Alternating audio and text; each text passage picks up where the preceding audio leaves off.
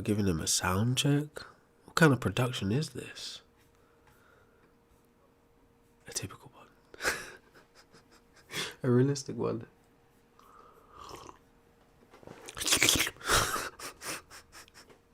Cry more. Alright, so we got sound. Let's just have a couple more sips and then we'll begin this thing. That's bitter. Oh, yeah. I was going to say something funny, but I guess that's between me and God, huh? Yeah.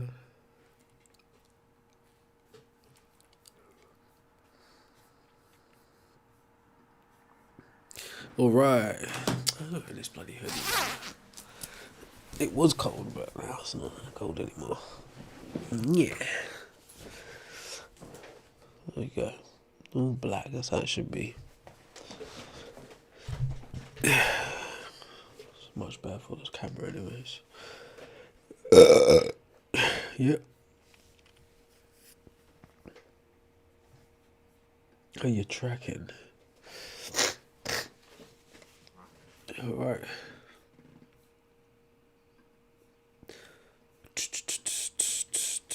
Let's see what we can do. I think it's holy damage that he takes, ironically, but this might just get us there anyways.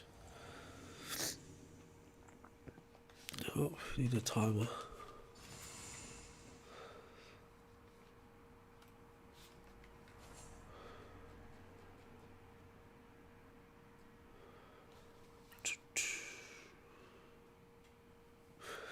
Let's keep it short and sweet today.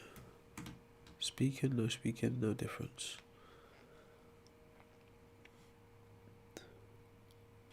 Right. Let's do this, you scallywag.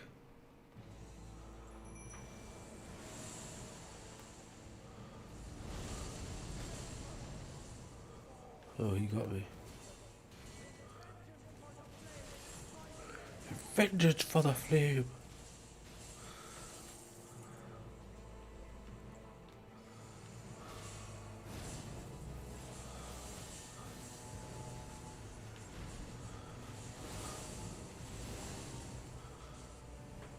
Oh, that's how I beat him last time. I need to put holy damage on the sword, but we've got the wrong Ashes of War.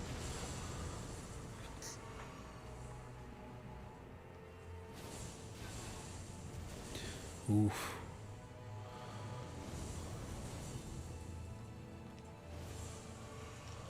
Ah, too slow. Look at the damage on that. Finished me in one blow. How rude. Alright, while he's whining, put on his eye, let's do a sound check. Yup, check 1 2. Yup, check 1 2. Audible.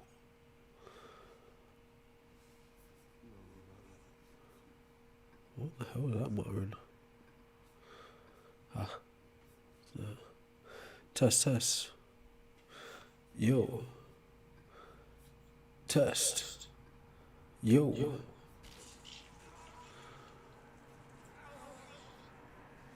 How you finding that? I mean, you must be pretty skilled to only use bow. Like, what's your build looking like? Check 1 2. Alright, we got audio. I'm dead, by the way. I'm just letting the cutscene play out. Just grab a tissue while I'm doing that.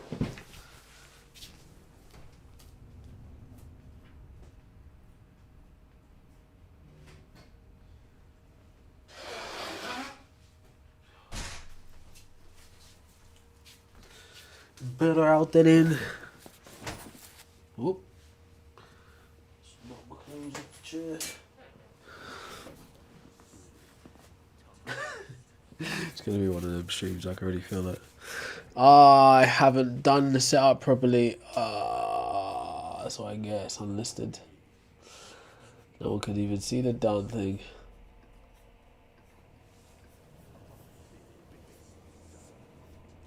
I'll be like, oh, there's no one in. No, the chat, yeah, it's unlisted. Should probably restart it.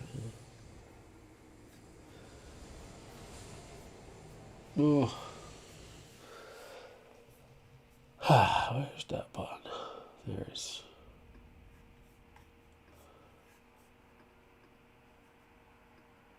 Come up and talk to me about it, Fabian. I'm not convinced. What makes you believe God is real? What makes you believe God can make humans? Have you ever asked yourself where you got the idea of God from? All of these things would be important for us to discuss if you would be so willing to come up. Press ring button. So inclined, should I say. Alright. One sec, bro. Just gonna put on my headphones and etc. Bro's got a magic symbol as his name. He's definitely smart. Hello? It's a bit laggy. Hello? Yo. How you doing, bro? It's another day, bro. I can't complain. What's your name? Jerry. Jerry. Yes, sir, Ski. Nice to meet you, bro. What do you want to talk about? Actually, bro, I just wanted to pick your brain, bro, and ask some questions on why do you genuinely feel that there's no God and that humans invented the conception and idea of God. Well, I don't think there's evidence of God existing independently of us, but I do think there's plenty of evidence of humans inventing God concepts throughout history. Like? So there's this theory called hyperactive agency detection device. It's coined by a guy called Justin Barrett. Basically, it describes how the first types of gods would have been made, essentially an ancestral mind, just assigning agency to things like storms, like volcanoes and stuff like that. And I think evolutionarily, it makes sense that we've taken that ability and built on it as we've gained more cognitive capabilities. So that's how we start to get elemental gods that keep popping up across different civilizations historically. That's probably one of the most consistent types of gods as well, from Thor in Scandinavia to Shango in Western Africa to Yahweh in the Levant. So I think all of those types of gods, including like the anthropomorphic types of gods like Zeus, Jesus for an example, well, God the Father that becomes Jesus, are also an expression of that same capability. So yeah, as far as there being evidence of any of those gods existing, I've never seen it, but there's plenty of evidence of people talking about those gods as if they're, things. Hopefully that helped. Okay, so pretty much what you're saying is to the film effect of there's no concrete documentation that implies that there's ever been some type of gods or serious, true religion. So that's what leads you to think that there's no, or that humans were the ones to create gods or the God, to how some people would think. Well, the question would be, what kind of evidence can you find for a God that exists independently of you?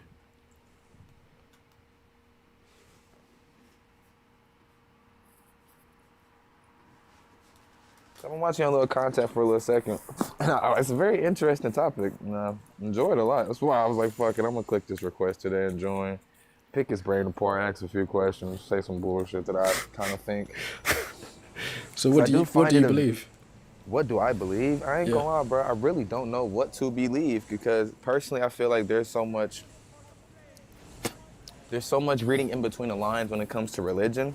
So it's like there's a lot that does make sense to me to make me to believe that there is a God, but I do understand where you come from when it comes to saying that humans conceived and have made the whole conception of God due to just how humans need things to cling on when it comes to anything and everything, especially your normal common person that doesn't have skills to themselves or has their own thought process or their own ways of living.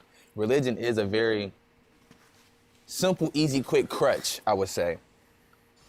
Yeah, I can see that. So what kind of God are you convinced of, though? You know what I'm saying? I really don't have no specific. I do believe that there's a higher power. I couldn't put a name on it. I don't feel like there is no name to put on it. So once again, what might that look like then? how could I put it? The same way in my everyday life and the things I witness, see, and go through, when it comes to bad, I know there has to be a balance to that bad and to that evil. And on that parallel, there has to be a good. And that's why in my mind, I feel there has to be some type of higher power and some type of higher conscious of good, like Why? what you can, for simple fact of what I see today in my day's time of evil, how people are demonic as shit, how people So you praise so these you believe in quote-unquote demons things. then? For sure, yes. But why? Like, so you're basically just saying now that there must be like some higher power good out there because there's bad. But like, In ways, yeah, good and bad are I do feel like that. entirely mind dependent things. They're dependent on you to make a judgment. Right, and my perception of what is good and bad, I fully understand you on that. But we can all have a different perception of what is good and bad. And I can still, like I said, I still feel there has to be some type of balance. I feel like our world that we are physically living in currently, there is balance to it. I don't feel like it's just one-sided or it's just a unbalance of things going on, like when it comes to evil and good. If there is evil and I do see evil, I just have the logical thought process of there is good on the other spectrum of it. That's kind of simplistic though, wouldn't you agree? It's like it's what's In described ways, as yes. mechanistic. I forget how to pronounce it. It's basically just you see things in a dualistic black and white type of way. Right. But why do you think there's some like God that is the good or the bad? You know, why not just view it as a human experience of, you know, whatever the situation is? Think Maze, you can come up in a minute, bro. Just hang tight. Let's tap that like, folks.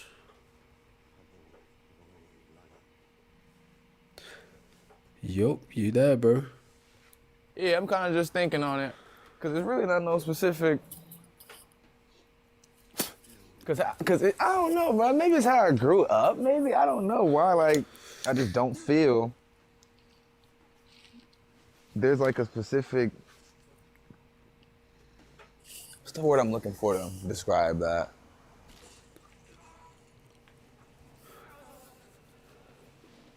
I have no idea. Cause I am very straightforward when it comes to like logical things, and I just feel like the logic of it, there has to be some type of good to parallel the bad.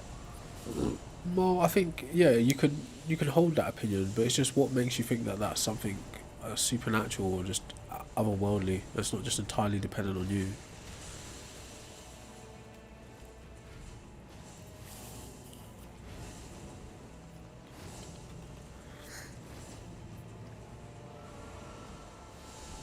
Off of my own personal logic, I would say for some effect of shit, I get woken up every day. Say it again, sorry. And I say from off of my mind and my logic as a normal person, I'm not even gonna say normal person because I'm probably insane to the next person. But like I said, bro, just if we all could say we all have our own different values, our own different perceptions. We all feel different type of ways when it comes to things, but I feel like it all can trickle back down to we're all have different health issues or statures, and we all get woken up. Some of us don't. Some of us don't wake up tomorrow, and in my eyes, like I could logically say this man was deserving or this person was deserving to wake up more than me because he actually has some money, he actually has some purpose, he actually has his mind fixated on how he feels and what he wants to do. That's a strange view. What do you mean by that? I feel there's a higher power because I'm getting woken up every day.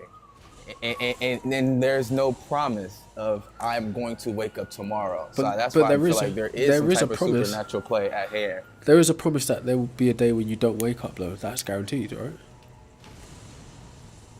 Right? So given that fact, why do you find it special that you wake up every day, knowing that you're going to not wake up one day? Because there's some people that, for example, I am currently 23 years old. There's some people that are 23 years old, they didn't wake up today. Sure, I've got friends that passed away in high school. They didn't, you know. You and me both for various reasons of why. But what I'm getting at is, why wasn't that me? You see what I'm getting at? And I'm not saying... It's quite simply. Exactly. I get what you're getting at, but that's what I mean by I'm not gonna say make it. Like, and that's why I hate the. I'm not gonna say hate the conversation because I love the conversation, but it's like the concept of it is so deep rooted and it's so. Oh, well, of course it's It's the deep. unknown. It's one of the biggest questions It's in the life. unknown that keeps me back to it every time, and that's why I like seeing what you're talking about because it's the unknown of But you're not really who's to addressing say. it though. You're not actually.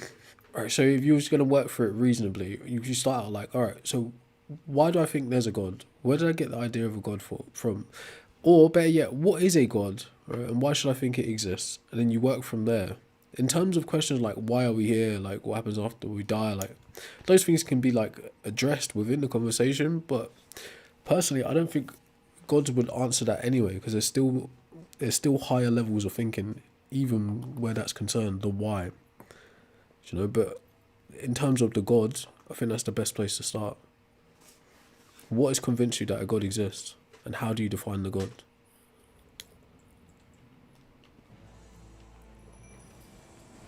So you feel like you've never had no moment of divine intervention or a moment where there was something you couldn't logically explain why it happened, and it just felt like it was something that was otherworldly that intervened or took place.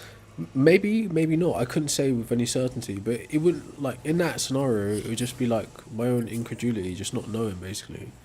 But just me not understanding something doesn't make it this other thing. It's like, for instance, if I was a child and I didn't know what 1 + 1 = 2 is, or what 1 + 1 is, right? And I just decide to say whenever someone asks me what 1 + 1 is, I just say it's 10. Right? Me being able to Right. plug in the answer of 10 doesn't mean that's the right answer. Exactly. It's just literally a case of I don't know until I get information on what 1 + 1 is.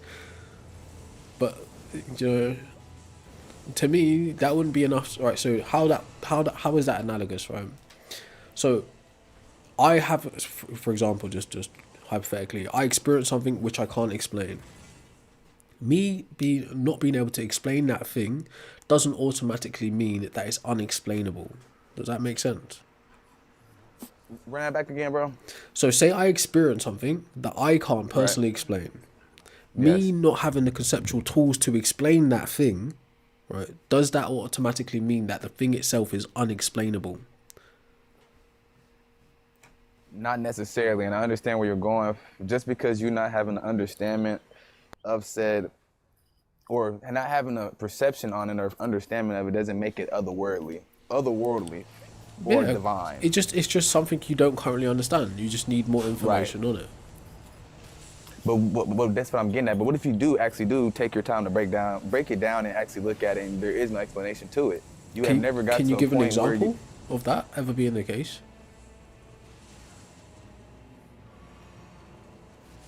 I don't know your life, so I couldn't think of something personal in your life to No, say. I'm, But I'm I've talking had about for personal you. things in my life. Talk about for Yeah, you. I've had things in my life where it's just how things lined up, how things happen, like So an experience of synchronicity or something like that. in ways. Yeah, you can say that, but I don't. I feel just because it's able to be explained doesn't make it then not otherworldly. Well, that And I speaks feel more to like your that's what beliefs us. then. That means you don't really. I say this respectfully. That means you don't really care about the truth. You more care about how you feel about the situation. Do you know? Because if say you experience something, right, and you want to be able to hold it as a magical experience, and someone comes and explains to you, hey, do you know, like that was just like an illusion based on the way the sunlight hit. You wouldn't want to take that explanation of the sunlight hitting and causing the illusion because you enjoy the belief that you hold around the experience more than the truth of the experience. Does that make sense? In ways, I can understand some people being like that, but I'm very hard on the truth. That's why I grew up very weird. I'm gonna just say this real quick so you can get an understanding of like why I'm so hard on like So, just wanting to know. That's my problem with a lot of things when it comes to religion and I everybody's see nothing wrong perception with of that. what they think is that it's so much unknown. Like even when it comes to Christianity, Islam, like 'cause I was born Muslim, Is it? but I don't know anything. So therefore, I don't have no type of like mindset when it comes to like I believe in this religion or I'm with this religion or I've been taught this religion. I've just done my own research and I've done my own fucking rabbit holes into this religion, that religion, and I find a lot of things, like sometimes in Christianity, there are a lot of reading in between the lines that do align with our world and it makes sense. And it's like, how could there not be a If God, but but there's the thing people that is, are right? speaking on The things thing is, today? if you have to read something into what you're reading, then it's likely not saying what you think it's saying. You know, like if, for instance, right, I'd argue religion isn't designed to deliver clarity on any issue. It's designed to mystify basic issues. So you could, like, John can pick up the book, read the same verse, and get a different idea about it. Jane can pick up the same book, read the same verse, and get a different idea about it. Because it's not designed to deliver clarity on a situation. It's designed to mystify things. So when you say like, oh, there's things that you read between the line with, and it makes sense to you, that's essentially you speaking to the ability to project things into what you're reading or experiencing, but not necessarily what it actually says. Did you get it? Now you're kind of losing me because I So can understand what you're saying, that I can perceive and I can read in between the lines and I can take my own metaphor, whatever you would like to say, that I could take from said verse or whatever in the book is being said. But once again, that's what I'm saying. Like, there's things in the said books that I can't explain, but I see it in my day-to-day life. like what? I'm not gonna speak on that. I think you haven't really thought about this before. I think it's just like one of I those have. things. I've took time and like genuinely sat with myself, thought very deeply on it. So I done seen you say some shit a few times when it done hit me, and you be like, that does make sense in ways, and I get where you're going. But like I said, it's the most interesting topic in the world to ever talk about, in my opinion, So because it's up there. it's the most. It's the most. Like I said, because there is so much unknown, and there's so much in between the lines, and there's so much vague interpretations of where in the Bible I feel like it contradicts itself a lot. So I can get where you feel like Well, sure, a I lot think. of this Go. where humans could have created God, but I don't know. I don't know. Well, It's the thing is, interesting. right, the Bible, the Quran, the Torah, Tanakh, whatever, right, the Bhagavad Gita, the Book of the Dead, all of these things are like a subset of God beliefs in general. It's like, think of God as like, you know, like if you see like a tournament table, like at the top of the table is like two teams at the playoff, right? That very top is the set of the game itself, right? So like, you know, God, Team God, right? Various religions come underneath that, off of that main point or that main category, the God itself. I appreciate you, Jared, bro.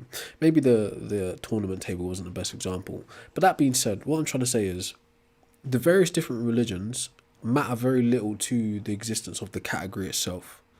Right? So who cares what Christianity says? Who cares what Judaism says? Who cares what Islam says? The question is whether the God or the overarching set, the concept of a God, exists or doesn't exist.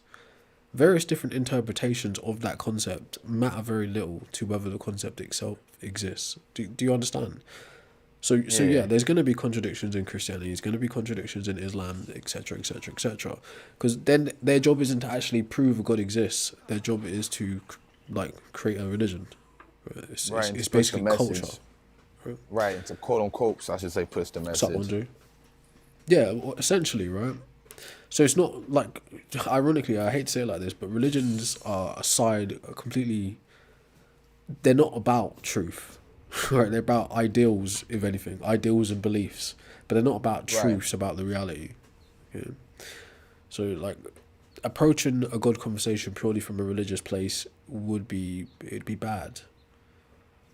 It's not it's not wrong, but it's just you're like you're seeing a slice of the pie instead of seeing the whole pie. That makes sense. Yeah.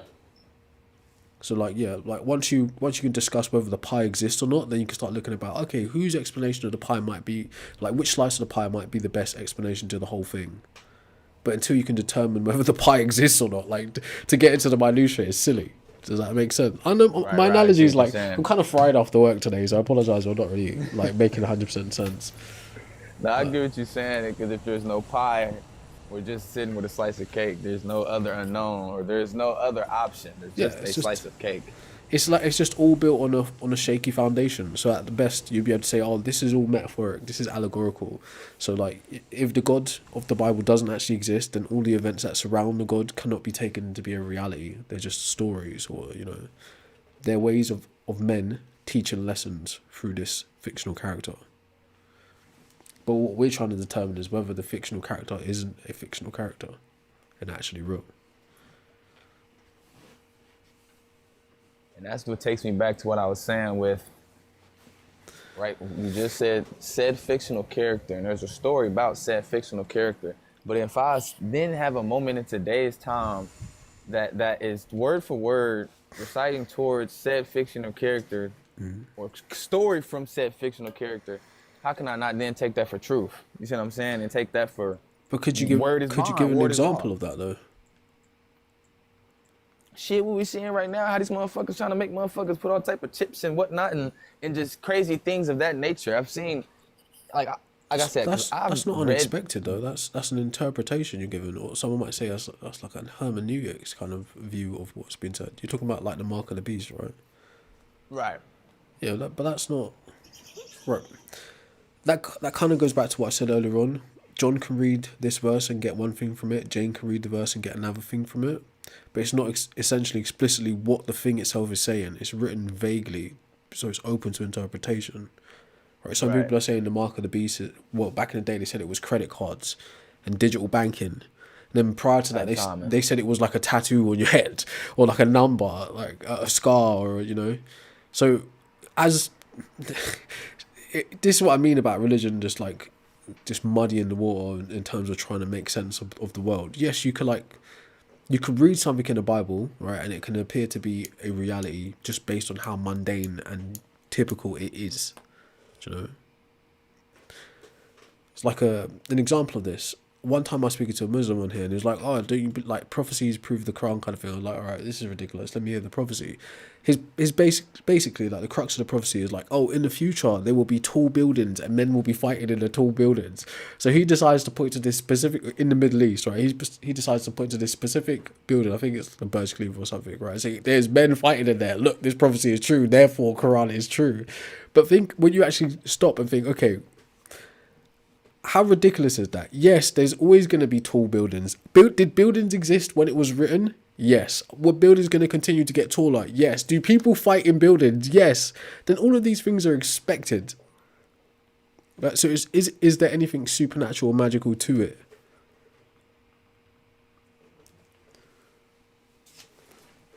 I mean, no. There you go. I get what you're saying. I don't know what to tell you, but look, it sounds like you haven't really thought about this very well, to be honest. So maybe you should just take some time one day and ask yourself, where did I get the idea of God from, and how can I prove to myself that this is a real thing or not? Maybe you should do that. No, but definitely will, because, like I said, I love the topic. And the shit's very interesting. Yeah, it is. And I'm not helping much with my delivery today, but still, we can pick this up another time, I guess. Yes, sirski. Another day, another time. All right. So, yeah. Nice having you out, Jerry. Oh, is that what that does? All right, cool. Anyone else want to request up? We have a more structured conversation because that was a little bit fluffy, just vague. What was I gonna say? How do I say your name? It looks like calligraphy. Friel. Do you know, right? So there's a view that deja vu is literally just I think it's like a frontal lobe epilepsy. That paired with the mundane pattern recognition type of life a human lives is what gives you deja vu. So it's just like a lapse in reality. Sorry, not a lapse in reality. It's a lapse in your mind. It's like an epileptic fit. Makes you think you've experienced this moment before. Now, is it possible you actually have experienced a moment before? Possibly, but I think that that psychological explanation is more likely than not likely. Sup, Musab? Sup, Autumn? Autumn, that is a crazy thing to say. It's a crazy thing to say. Autumn's just said, if God's not real, why am I having this baby? Crazy, so. Alright, so let's do this fight. What we're gonna do is. Is that the one? I've not used this in some time. But yes, feel free to crust up. I'm simply saying humans invented God. All known gods are psychological constructs and do not exist independently of the mind. If your God requires belief, imagination, or faith to interact with, it is functionally non-existent. It's very likely that somebody devised that concept of God and imparted it to you for you to interact with, or you yourself have to devise a concept of God in order to interact with it. Throughout human history, there's never been any evidence of gods existing independently of humans. So, and that being said, if you were to explain this in a very simple way to a child, it'd be like this. Throughout human history, humans have invented, or humans have believed in thousands, or if not nearly verging on a million different gods, but no one has ever gone out into their native land and discovered the god of another land. People usually devise gods based on their cultural needs, their specific cultural needs. Okay? It's like ancient Britons wouldn't have gone out into the British Isles or Celts and discovered Yahweh from the Levant or Thor from Scandinavia or Ra from Egypt. They would have devised a god like Brigid, a goddess of poetry, smithing and healing, highly specific to the needs of that culture. Same thing could be said about the Greeks. The Greeks wouldn't have discovered Quetzalcoatl from Mesoamerica. Gods just do not work like that. I don't think there's ever been a case of humans discovering a god. Yeah, that's a fact as well, Friel. Literally, a war on intelligence. I can't remember what I was reading. I think it was Nietzsche. Or Nietzsche.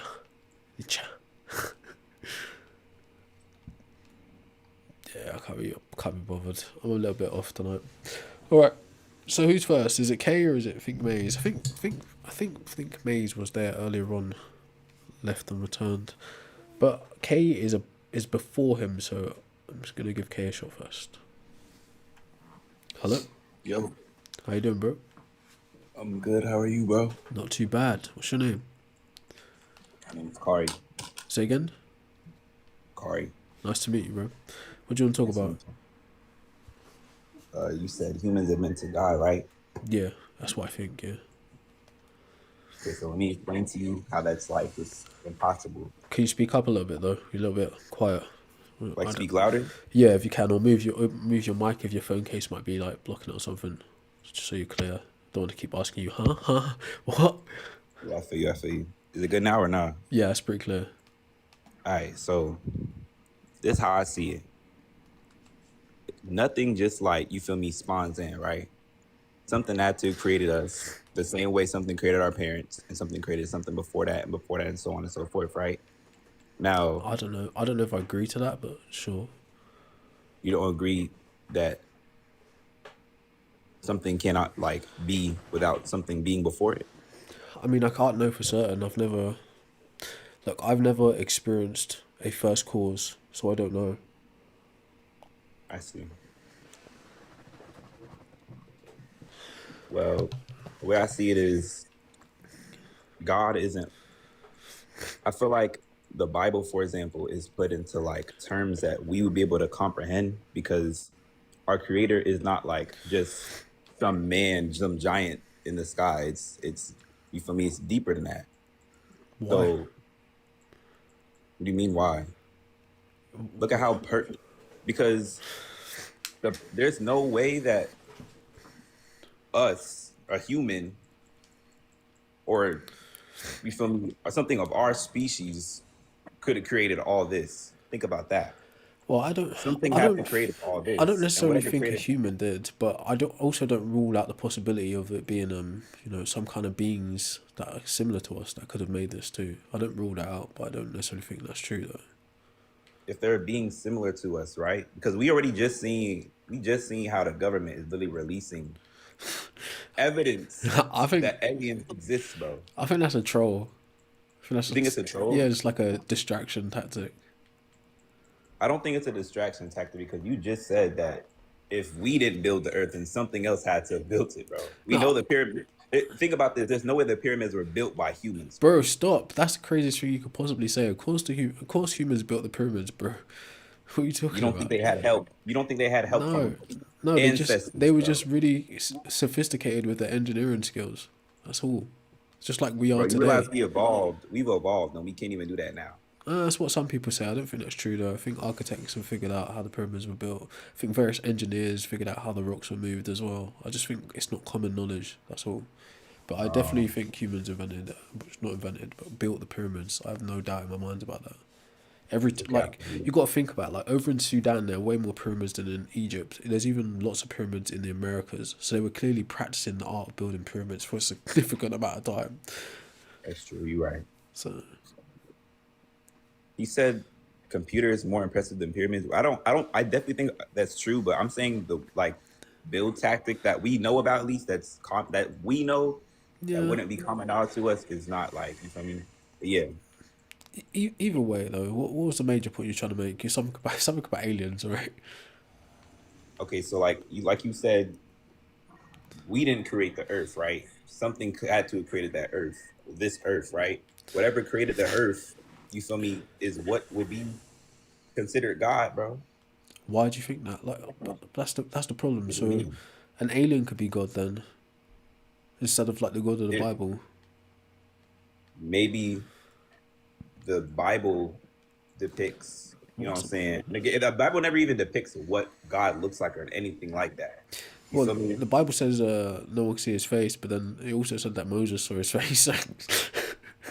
So someone knows. Someone somewhere knows. You know. I'm just playing.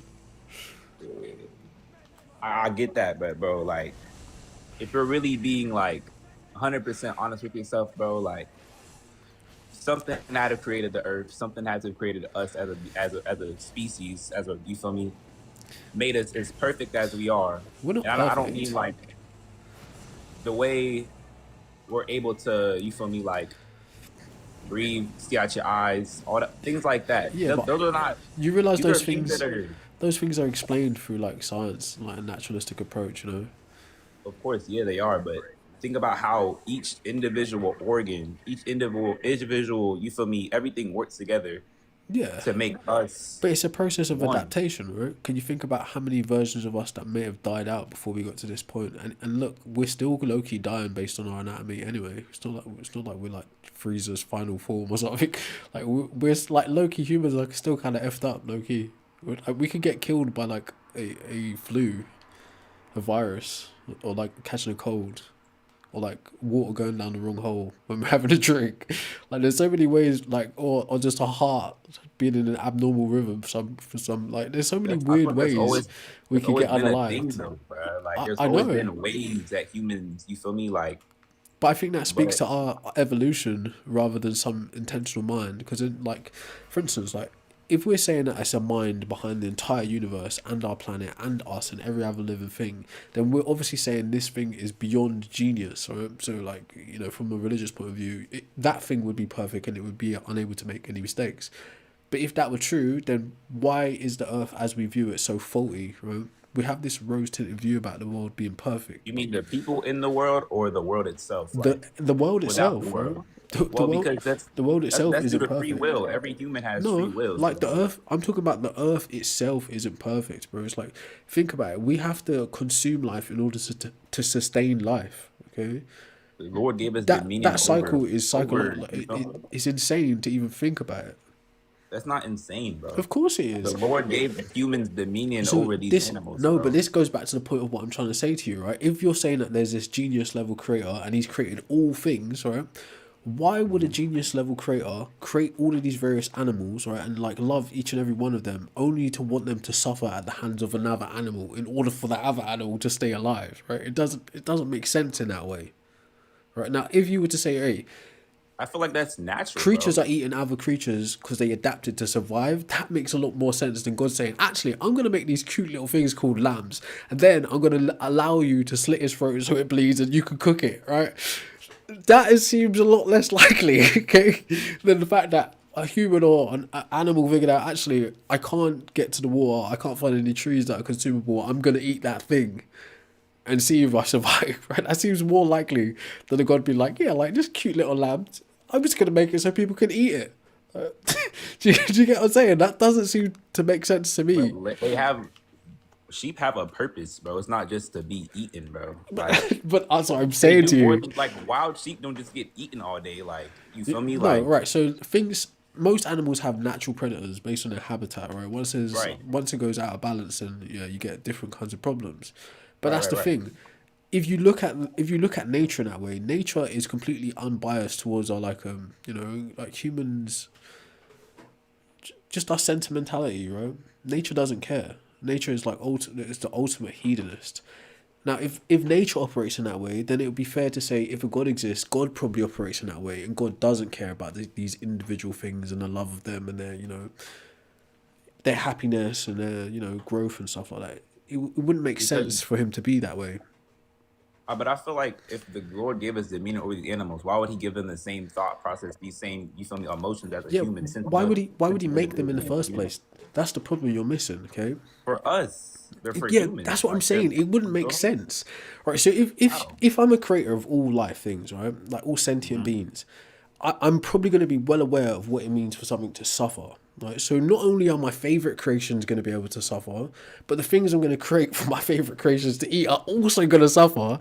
That doesn't make sense as like an all good, all powerful creator. But you realize It doesn't make sense. this suffering you speak about, this suffering never even existed. It was never even a No, thing when the Lord created that's a the earth cop out. until after the apple was bitten, That's a cop bro. out. So right. So But that's that's not. not a cop out at Of all. course, That's that's not a out cop at out. all. Look, because we're speaking It's about the not at all world. because the way the I'll world tell you was why. invented.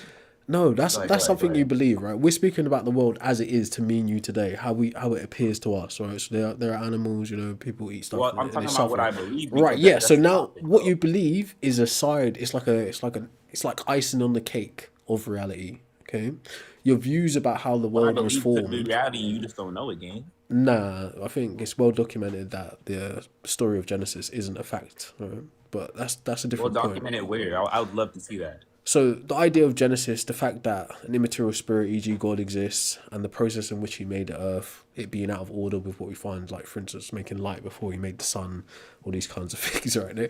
They don't add up, right? How life would come from the Bible, basically, it's like a golem spell taken from ancient Sumerians, breathing life into dust, forming a man, and then plucking a woman from a man's ribs. You're telling me two men made a woman?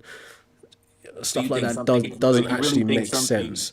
But if But you're able to believe if something we don't look exploded at and that, created all this stuff. well, it's not a matter of something exploded. I think when you When has an compare, explosion ever created something? Explosions create this our well, destruction, bro. They don't create shit. there's actually fine arts where you literally just throw paint splats at stuff, like in like geometric patterns come out of it, which are nice Bro, and cute. But we're talking that about aside, realistically, bro. that Like, aside, no. come But this is what on. I'm trying to say to you, right? If you're asking me, right, which do I more Mhm. likely believe? A scientific explanation of the Big Bang, whichever model you subscribe to, abiogenesis, speciation, evolution, versus a creationist myth. I'm going to take the scientific explanation, even if the scientific explanation isn't 100% accurate yet. Do you know?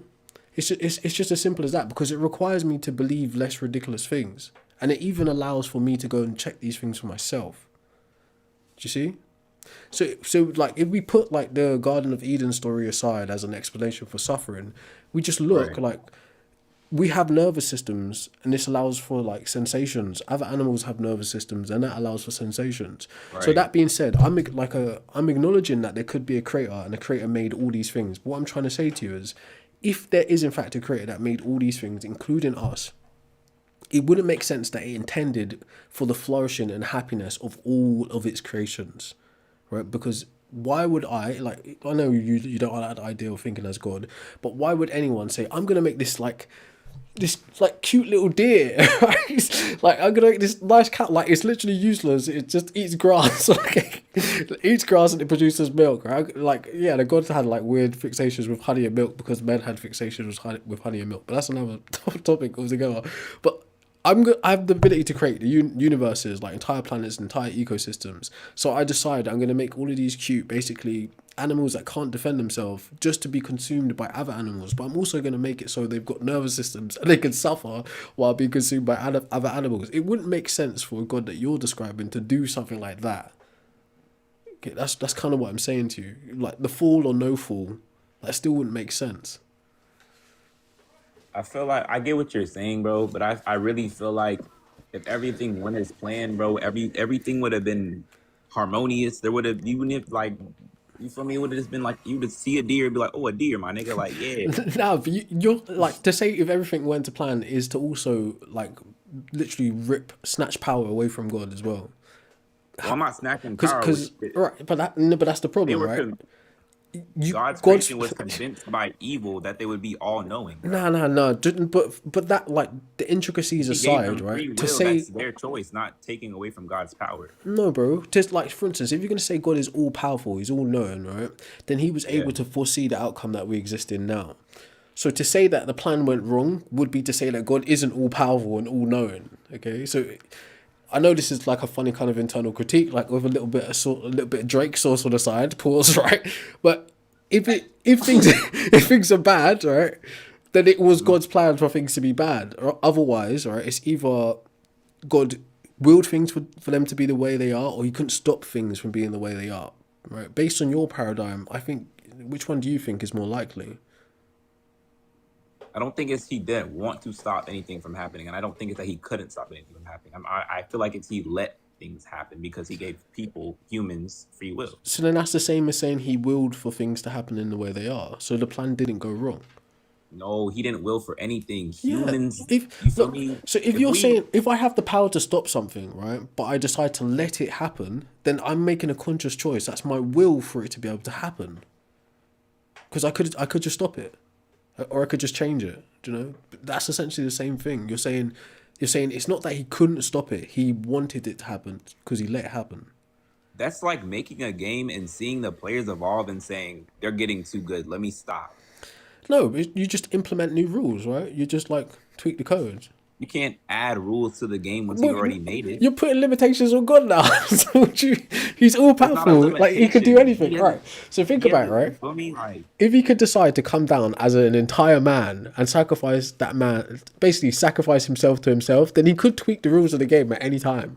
If He can make Jesus walk on water, then He literally tweaked the rules of the game. I say you right, bro. If, Those are if miracles. he can make bro. it, but that's the point though. If He can intervene at any time, then that means He's not willing to, and the plan didn't go wrong. This is the plan. Right, so the suffering is the plan then, by your paradigm. The suffering is the plan. It would have to be, because you're see, cause like you're literally saying He let it happen, so it would have to be. I see. But So look, maybe he obviously, did that. I don't Maybe think that that. happened for a reason. You feel me? Yeah. We just don't know. Yeah, but then that's what someone would say is cope, innit? It's cope. Cope. Yeah. Yeah, you're right. But then again, it's like I don't know, bro. It's like if your dad wanted to teach you a lesson, right? Do you think it'd be more beneficial for him to just like walk into the front room and just start punching you in the face, or sit down and explain to you the issue?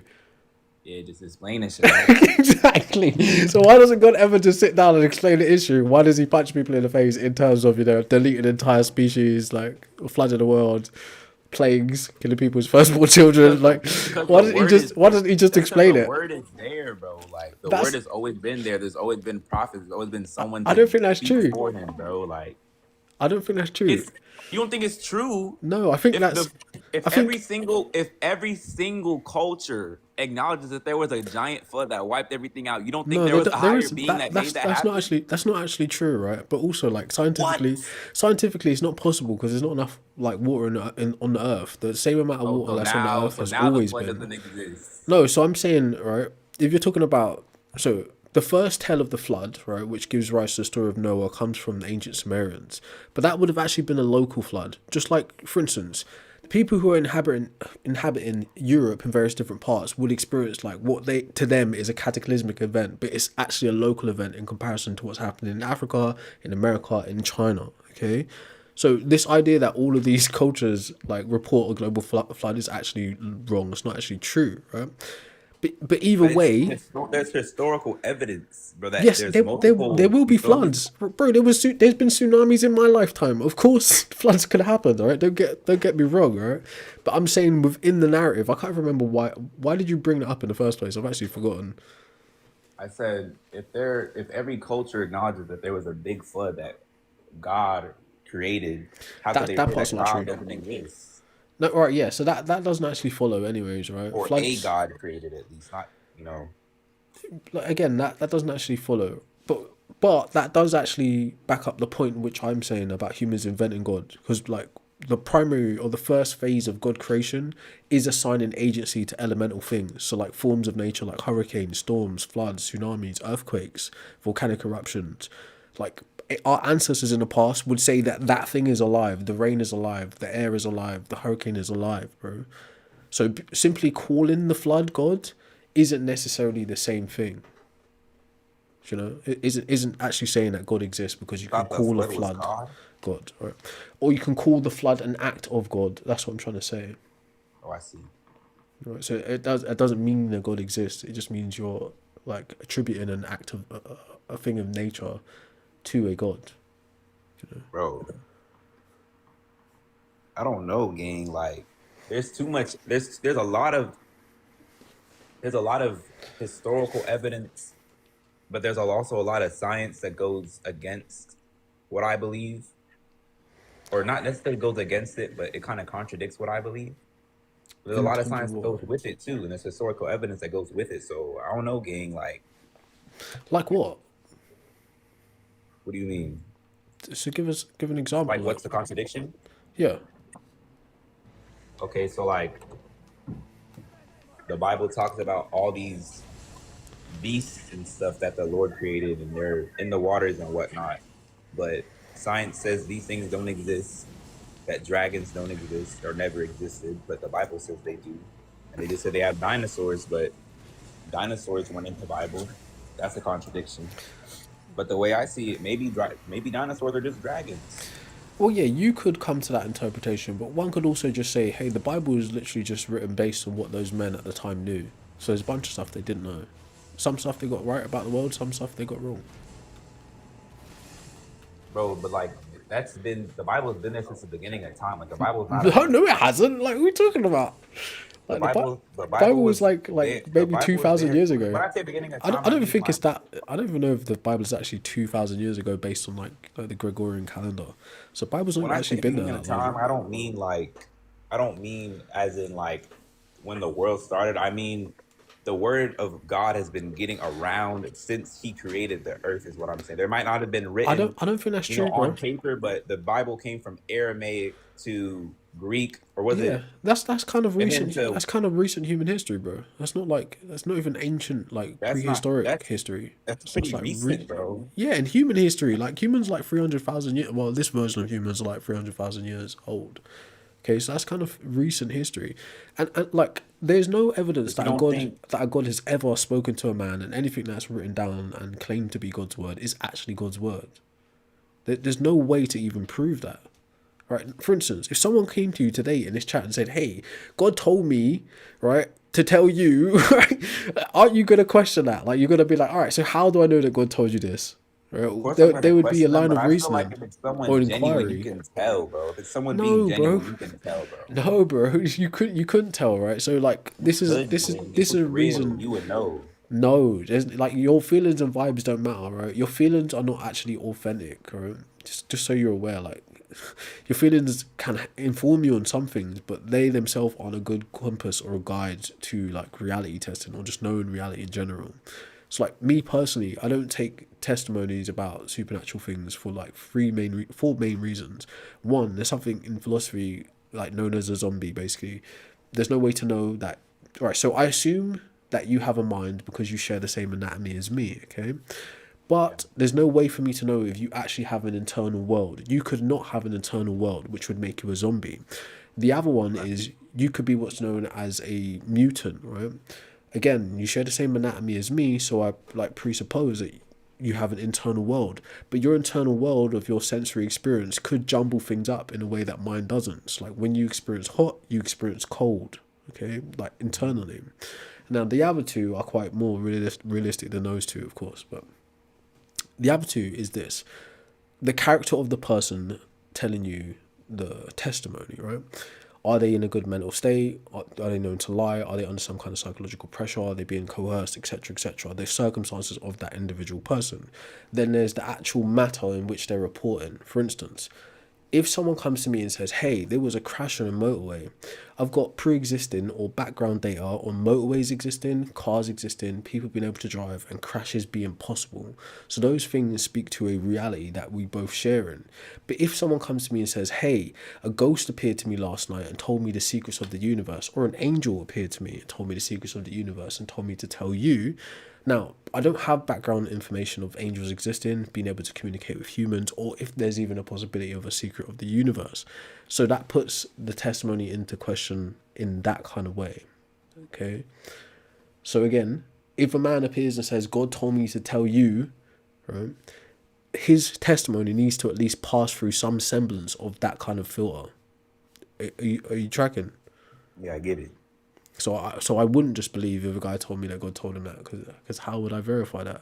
How could I I feel like objectively or how I feel, intersubjectively verify it? how I see it is, as you know, or the way I feel, the way I think about it, it's like we're deeper than just like our flesh. Like Not it's not just necessarily. you have the flesh, bro, but you feel me? I feel like there's something outside of you. Like once you pass away, it's not just everything shuts down. There's something outside of that. You feel me? Like once you die, there's You can believe that. something next, right? That's what I believe. So the way I see it is, if someone came to me and told me that, hey, the Lord told me this, and I have to tell you this now, I feel like because I have the Holy Spirit within me, I would know whether he's telling the truth about something like that. You feel Well, me? If he's telling me the truth in that moment, it's like it would be more than just an emotion. nah, It would bro. be more than just me feeling like someone's telling me the truth. It would be like You hope, bro. instant Look, verification. Like there I'm would be not something that I can't describe because I'm I've not never doubting your experienced it. intuition, bro.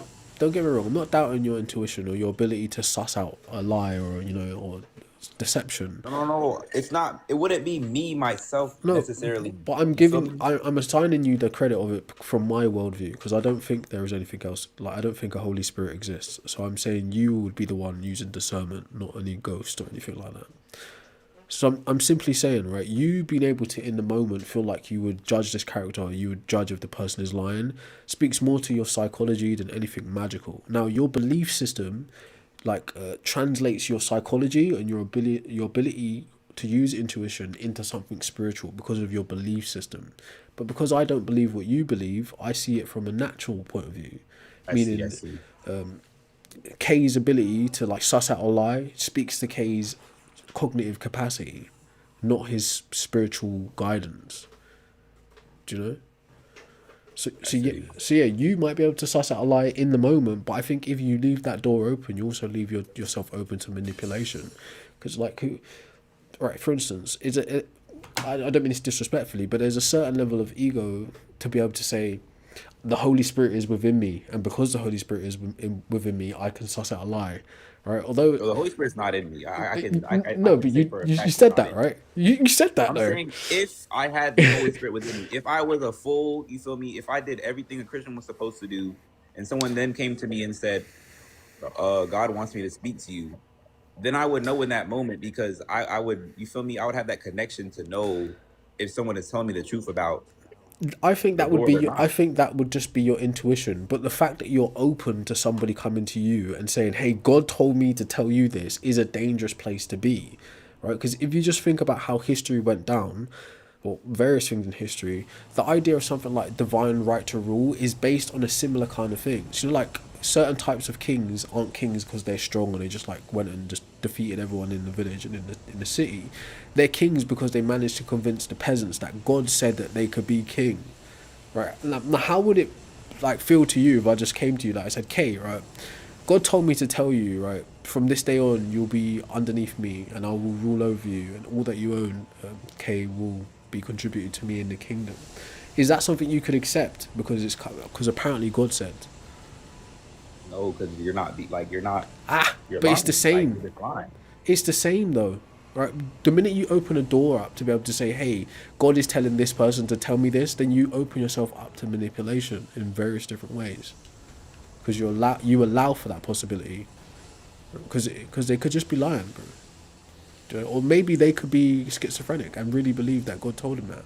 And because they're schizophrenic, they actually believe what they're telling you. So your like lie detector doesn't go off. Bro, they unalived him. I didn't even get to enjoy that fight. I wasn't even looking. Oh my god. Bro. Okay, so you know how you said you're really into the science aspect of this. You're more into the science. Nah, You feel I'm me? not. I'm not. You I'm think a about it normal. more I'm of a normal from a guy. you think about it more from a logical or a scientific view, what you're saying though, right? I would try. Yeah, I would try. Okay, so you realize the smartest man on earth said what about there being a higher power? Well, I don't think there's any such. It's I don't impossible, think there's bro. any such thing as the smartest man because you've got to think about Wait, what? how many billions of people there are on the planet. Chances are actually right. The most intelligent people are people you will never see or hear from. Right? They're likely the most intelligent people are so under resourced and so underserved that you will never Okay, know they so wait, exist.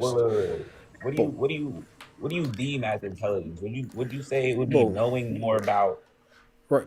what's outside of this world or what's knowing what's inside of this world? Right, so there's a lot. There's layers to this, right? If what you're doing is like an appeal to authority, so like you're saying, all right, the guy with the highest IQ in the world believes this, so because he's got a high IQ, he must be right, right? No, I'm saying That's based off of fallacious.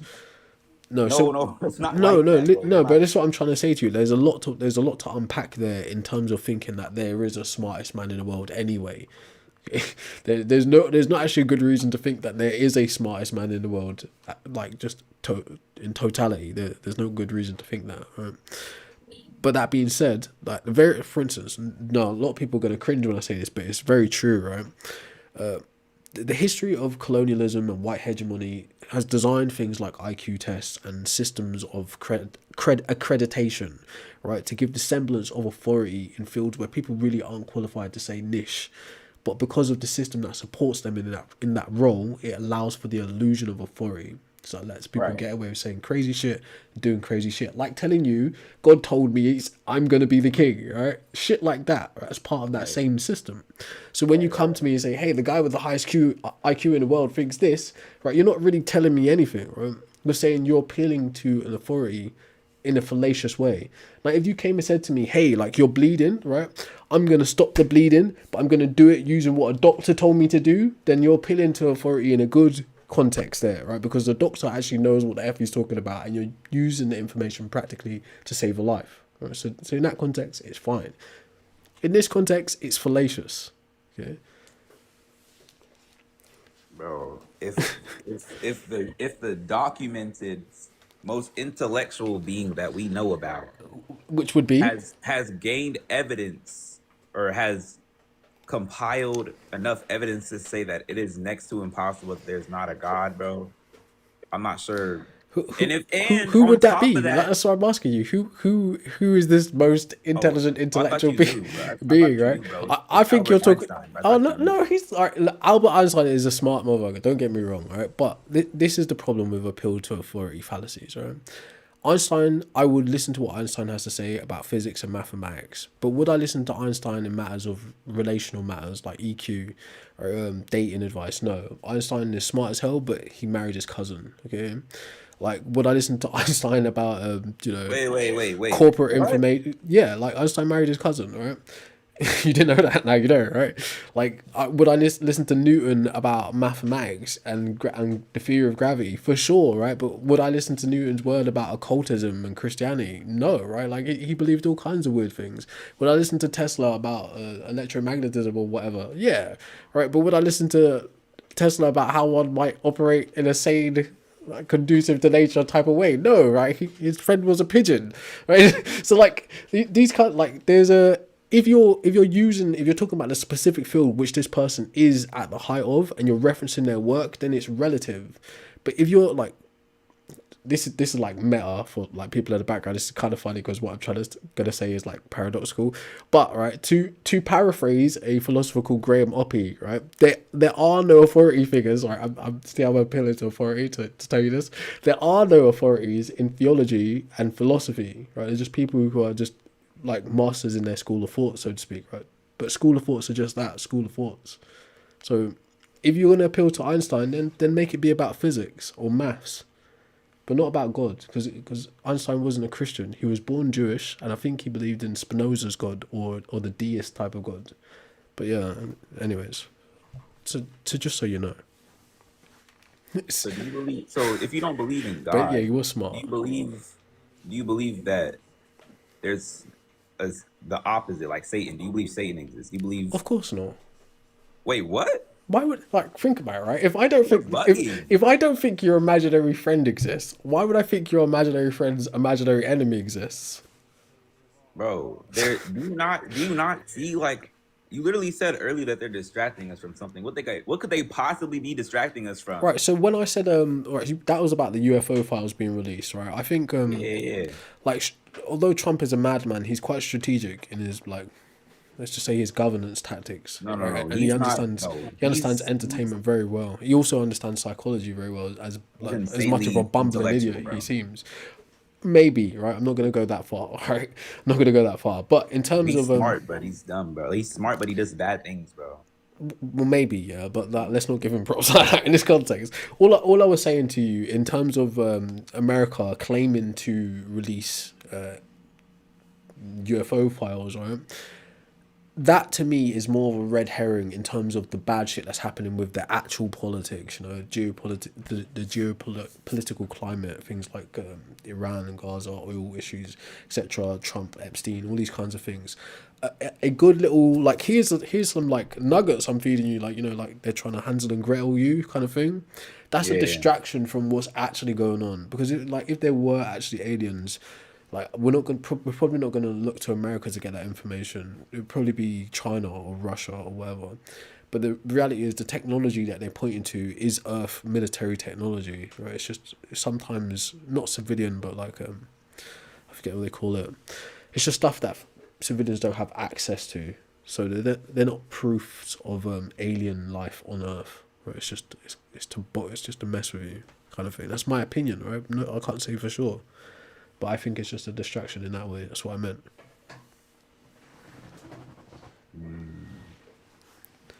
But yeah, like, I don't know what to tell you. so where do you think all this morality, all these all these good qualities come from if we're inherently so bad? Well, I don't think we're inherently bad at all. I think good and bad is a value judgment ultimately. So, like, not entire. I don't think morality is entirely relative. I think each independent. All right. So here's a way to put it: morality is the system of determining good and bad, or what's right and wrong. Some people like to differentiate between morality and ethics. Me personally, I think they inform each other, but some people like to They kind of separate go them. hand in hand, bro. Legit, right? But morality is what's considered your internal kind of system. So, like, only you privately know it, or maybe you subconsciously hold these views, right? Ethics are more of like an openly worn, expressed kind of ideal, right? Like, so deontological ethics is literally saying I do things that are duty based, or I have a duty of care to kids and animals, etc. So that I conform to that duty in my value judgment. So virtue ethics is more concerned with the character of the person doing action rather than the action. So that being said, there are so many different systems: utilitarianism, like ethics of care, egoism. All of these different systems that are, like, categorized as ethics all ultimately come from humans. So whether you're gonna, like, again, this is kind of out of my depth, but whether you're gonna become a moral realist or a moral anti-realist, I think the moral arbiter is always ultimately the human. So where the human decides to pull their values from and then compare those values to the situation will always be subjective. That's my view, right? But in terms of you thinking, like, morality is some externally existing system, I'm not convinced on that. I think the only way to make an argument for that is from evolution. From a god, you can't get that external objective morality. I see. No, because it will be what's called divine subjectivity. It would be based on the whims of the god at the time. Yeah, I see. But yeah, I don't think we're inherently bad.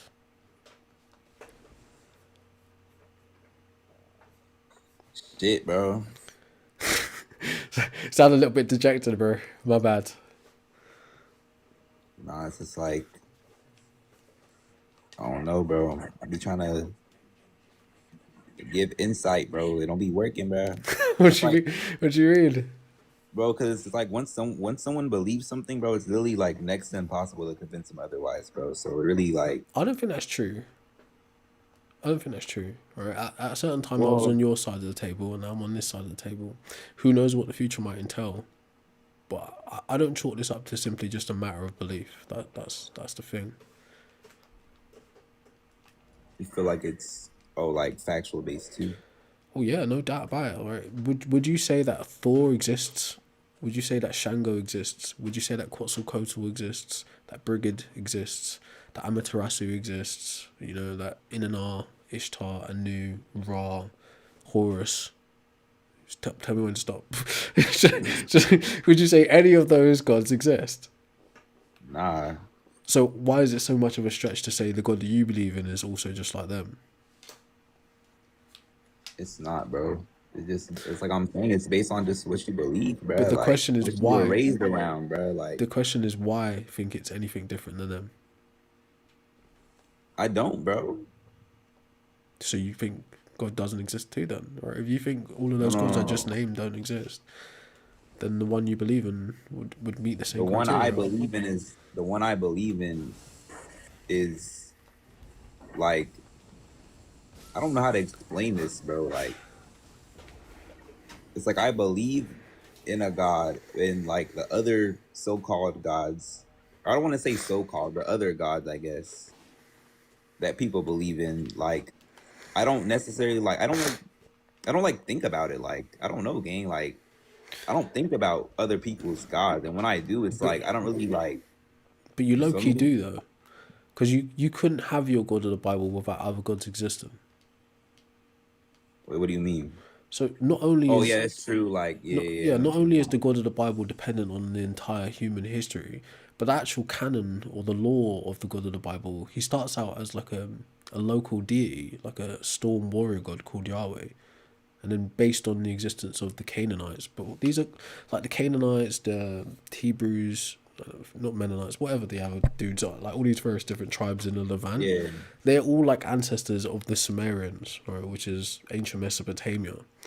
So they like the dependence of God in the Bible. Sorry, God in the Bible depends on the existence of all of that history in the Middle East, but specifically the Canaanite pantheon of Elohim, Baal, Asherah, Marduk. Right? Then later on in the New Testament, the addition of Jesus. So like, even the God of the Bible requires them other gods that you don't believe in to exist, or else he doesn't get his attributes to become like the God number one headband God. You know. I feel you, bro. So, so low key, like, there's an argument to say, hey, right, if Thor is fake, Shango is fake, Inanna, Ishtar, Anu, Ra, all of these gods are fake, then the God of the Bible is also fake because he starts out just like them. It's just that he reaches critical mass in terms of popularity. It's like he went from obscurity to a pop star. That's the only difference. Damn. Like God was a I guess SoundCloud rapper. well, He had some hey, bro. I guess hits in the Middle East. He dropped a few big ones. only one way to find out for real, bro. I guess we'll know one day, bro. Hey man, I don't think we could know one day. I think if we try and figure these big questions out now while we're alive, we're more likely to stumble upon something interesting, rather than thinking we can know when we die. Like, there's a possibility we could, but what I take death to be, I don't think we can know anything after that shit.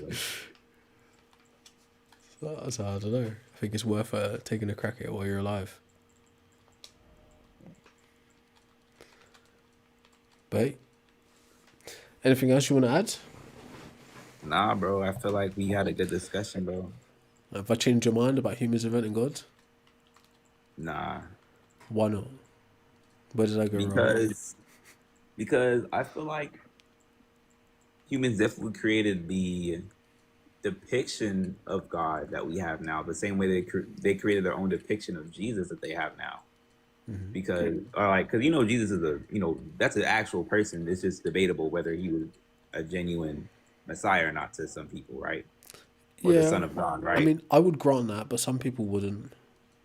But yeah, I could grant that. So it's like I feel like maybe I feel like even some religions might worship the same God and not even realize it. It's just might be a different name due to the region or whatever it may be, bro. So I don't really know what to say, bro. It's like I just find it impossible that there's just human and there's, you feel me, nothing above human. And if there is something above human, you feel me, whatever created that thing that's above human and so on and so forth is what I consider to be God, bro. But here's the thing then, why don't you just be a pantheist instead of a monotheist? What is a pantheist? So a Demonstrate pantheist those. is like someone who thinks God is the universe, like God is literally existence itself, or God is consciousness itself. God Well, is I do God's believe that, but synonymous with everything. Sup, I do Aston, bro? believe that. But you also believe in God of the Bible, so that's what's known as an anthropomorphic God. So he has features of a man. I don't know. I feel like the Bible only like portrays the Bible or the God in the Bible as like a man to kind of like give people a better to help people kind of piece things together because shit is not as simple as it really seems, bro. Yeah, it's definitely not simple at all. But I think that kind of God, the God found in the Bible, creates more contradictions and problems with trying to understand the universe than it does give clarity. Because like even the God itself, the way the Bible describes it, he's contradictory. So, but like Maybe it's standards, just so he can't complicated really that like exist. so complicated and complex you can't even really explain it in a way that we'd be able to understand maybe. I think the universe in general to a human is incomprehensible, but the God concepts just make it worse. So you really think like the universe just began and there's no like external power that started everything? Look, I don't even think it's we can actually say the universe began like with any certainty. I think we can just guess those kind of stuff or make inferences to the best explanation. But All we can't right. say with certainty if it ever began. And that's what I'm trying to say about it being almost incomprehensible. Some But people, maybe it always was. well, yeah, some people make that argument too. The eternal universe, or like So, are you aware that there are different models for the Big Bang? Right? There's like the classic one that everyone knows is like an expansion of from one hot dense place, right? But there's also one called ekpyrotic or the Big Bounce, Big Crunch. That would basically be a cyclical or like an infinite universe with just explosions and crunches and explosions and crunches. So like right now would be an explosion part of the cycle. Then in the future it would be a crunch. Okay. Mm-hmm. But like again, these are inferences based off data. Of course, the Big Bang isn't just a guess, right? It's supported by data. But from my like meager understanding, I can't know with any certainty how the universe comes about, if it comes about or not. And then if I was to buy into theology completely, I would still be left with the question then, all right, so why does God exist? Right? The only way Because to something can't come from nothing, my nigga. Like, But think about it. right, I was gonna get to that, right? But the problem of that, look, you do think something can come from nothing, right? Because that's exactly what I was just pointing out. Then why does God exist? Right? There's two ways you believe something comes from nothing. Maybe not you personally, but like as a Christian, this is quite a well Right, right. standard held belief, right? There's a doctrine called creatio ex nihilo, which is basically Latin for out of nothing, creation out of nothing, right? So it's the belief that God exists like singularly, right? And he created all matter, space, time, and matter out of absolutely nothing. So he didn't form pre-existing matter. He literally produced it from nothing. So also there's that part of something coming from nothing, but then there's also the question No, of he is God the something though. himself. That's not nothing. He is the something, bro. Yeah, that's what I was just getting to. Then there's the question of God himself, right? If you was to ask an average believer, hey, did someone make God? They would say, no, no one made God. God is eternal. God has always existed. Then that's akin to saying God was made by nothing. So he's come from nothing. Okay? So on two Mm. levels, you're saying God made the entire universe and everything it entails from nothing. And you're also saying God himself doesn't come from anything. So you kind of run into that nothing thing. But like I was saying before, even if I was to subscribe to a God and say, actually, I'll just make it as a brute fact that everything about the universe is a creation of God, it still leaves me questioning is there a God in the first place?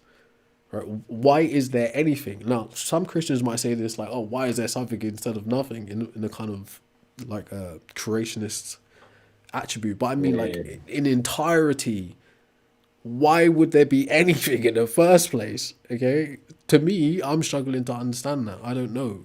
You know. Yeah, I feel you, bro. Okay, so like, I don't. That's why I don't.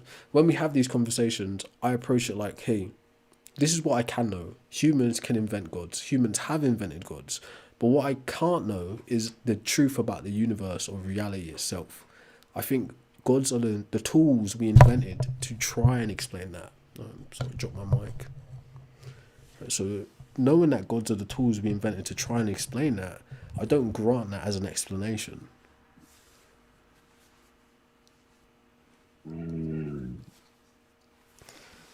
The world is also like full of lies, though, gang. Like I don't know how to explain it, but it's like I can't really say this from like it's like the way okay, the Bible says that the world is like the earth was given to Satan once he was cast out of heaven, right? Like he was cast out of heaven, right? So the earth is like just filled with sin basically because it belongs to Satan, and that's why like people we see like people in the industry will like sell their souls and stuff like that, Yeah, but and all of to me, that's all just spooky, like a conspiracy theory stuff to me. bro, it's not a conspiracy It theory, bro. is, right? That's the same way people say, "Oh, the Big Bang happened." It's the No, same way I could that's not say even close, bro. it is, No, it's not bro. even close, bro. Like the Big So Bang, tell right? So the Big Bang explain to is a me how it scientific is theory. possible that there's no Satan. If you can No, literally, if you no. literally see But all we these can talk about higher, Satan. No, don't get me wrong. We can talk about what you're saying about Satan running the earth and people selling their souls. We can talk about that as long as you acknowledge wait. that. So what part are you? What part are you No, saying? I'm saying as long as you acknowledge that theory is completely different to the Big Bang theory. It's not the same type of theory. Can you acknowledge that? Oh, when I said it's the same, I'm saying like I don't mean because the Big Bang Theory is based off of like, feel me, scientific evidence or Yes, whatnot. evidence, observation, calculations that like it's supported. Okay, in the same when I say people were selling their souls and whatnot, that's like been observed, So bro. that's a Like, belief. Now we can talk about that, bro, right? it's not, It bro. is, it is right because you have to like you I'm have to try telling and you, it's not. approach it from like a basic, like you have to try and approach it from the foundation and work your way up instead of trying to work your way down, right? I get it. I get it. What is a I'm with you soul, back. right? Where did you get the idea of a soul from? How do you know people or things possess souls, and how do you know souls can be sold, right? Now, if you're speaking metaphorically, like like you have relinquished your integrity by stooping low to do this act, right? Culturally we could say, yeah, you sold your soul, bro, because like you're kissing ass, like you're begging it to do XYZ. Culturally we could say, yeah, like you're selling your soul.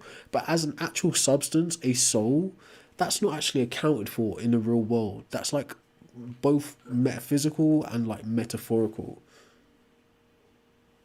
right? So even if I was to believe that a Satan can exist and God sent Satan to earth to run the earth, it still doesn't like it still doesn't produce the idea that people could sell their souls, and that's why the industry is all effed up. You know, that doesn't necessarily follow. So you don't think there's a reason that they're pushing these mainstream artists, right? These big people. You don't think there's a reason that they push this satanic agenda? Look at the biggest corporations around the world, right? We recently found out that literally Disney, bro, is doing things where they're getting in trouble for children related things, bro. The same Yeah, the same same stuff Jeffrey was doing. yeah, but that's And well known, though, right? keep in mind that Jeffrey literally admitted to doing this for a deity Well, called look, Baal, right? I And haven't that's looked into that. I haven't looked into that, but I've you heard the have to. rumors I'm on the telling internet. you, No, got look, to. chill, right? But if we start at the basics, right? Why would you attribute all of these things that me and you both find morally bad to a Satan in the first place? Because if we follow the chain of the story, right? God is responsible for Satan. God is also responsible for me and you. God is also responsible for Earth. And like we discussed earlier in the show, right? You and me, or even Satan, our wills can't overpower God's will. So it wouldn't be a mistake in the plan that these things are happening. It would be because God lets it because he wants it. Because he only wants the best to be in heaven, I feel like. That's an opinion. That's not something you can know. Right? But Yeah, that's the true. thing is, right, we could like I would agree there's lots of effed up shit happening in the world, right? But I think the problem is if you don't address it in reality in a very like material reality kind of way, like actually go into the problem face on taking it down, right? And you like put this veneer or like you put in like a buffer of spirituality that actually stops you from taking real world action to change things. Because you're like saying, oh, like we're just pawns in this war with good and evil and God and the devil, and like we can't really do anything because it's demonic and it's satanic. But the reality is, right, if you do really think you have free will, if you do really think like, you know, righteousness is powerful, then you don't need to believe in all of those things to take action.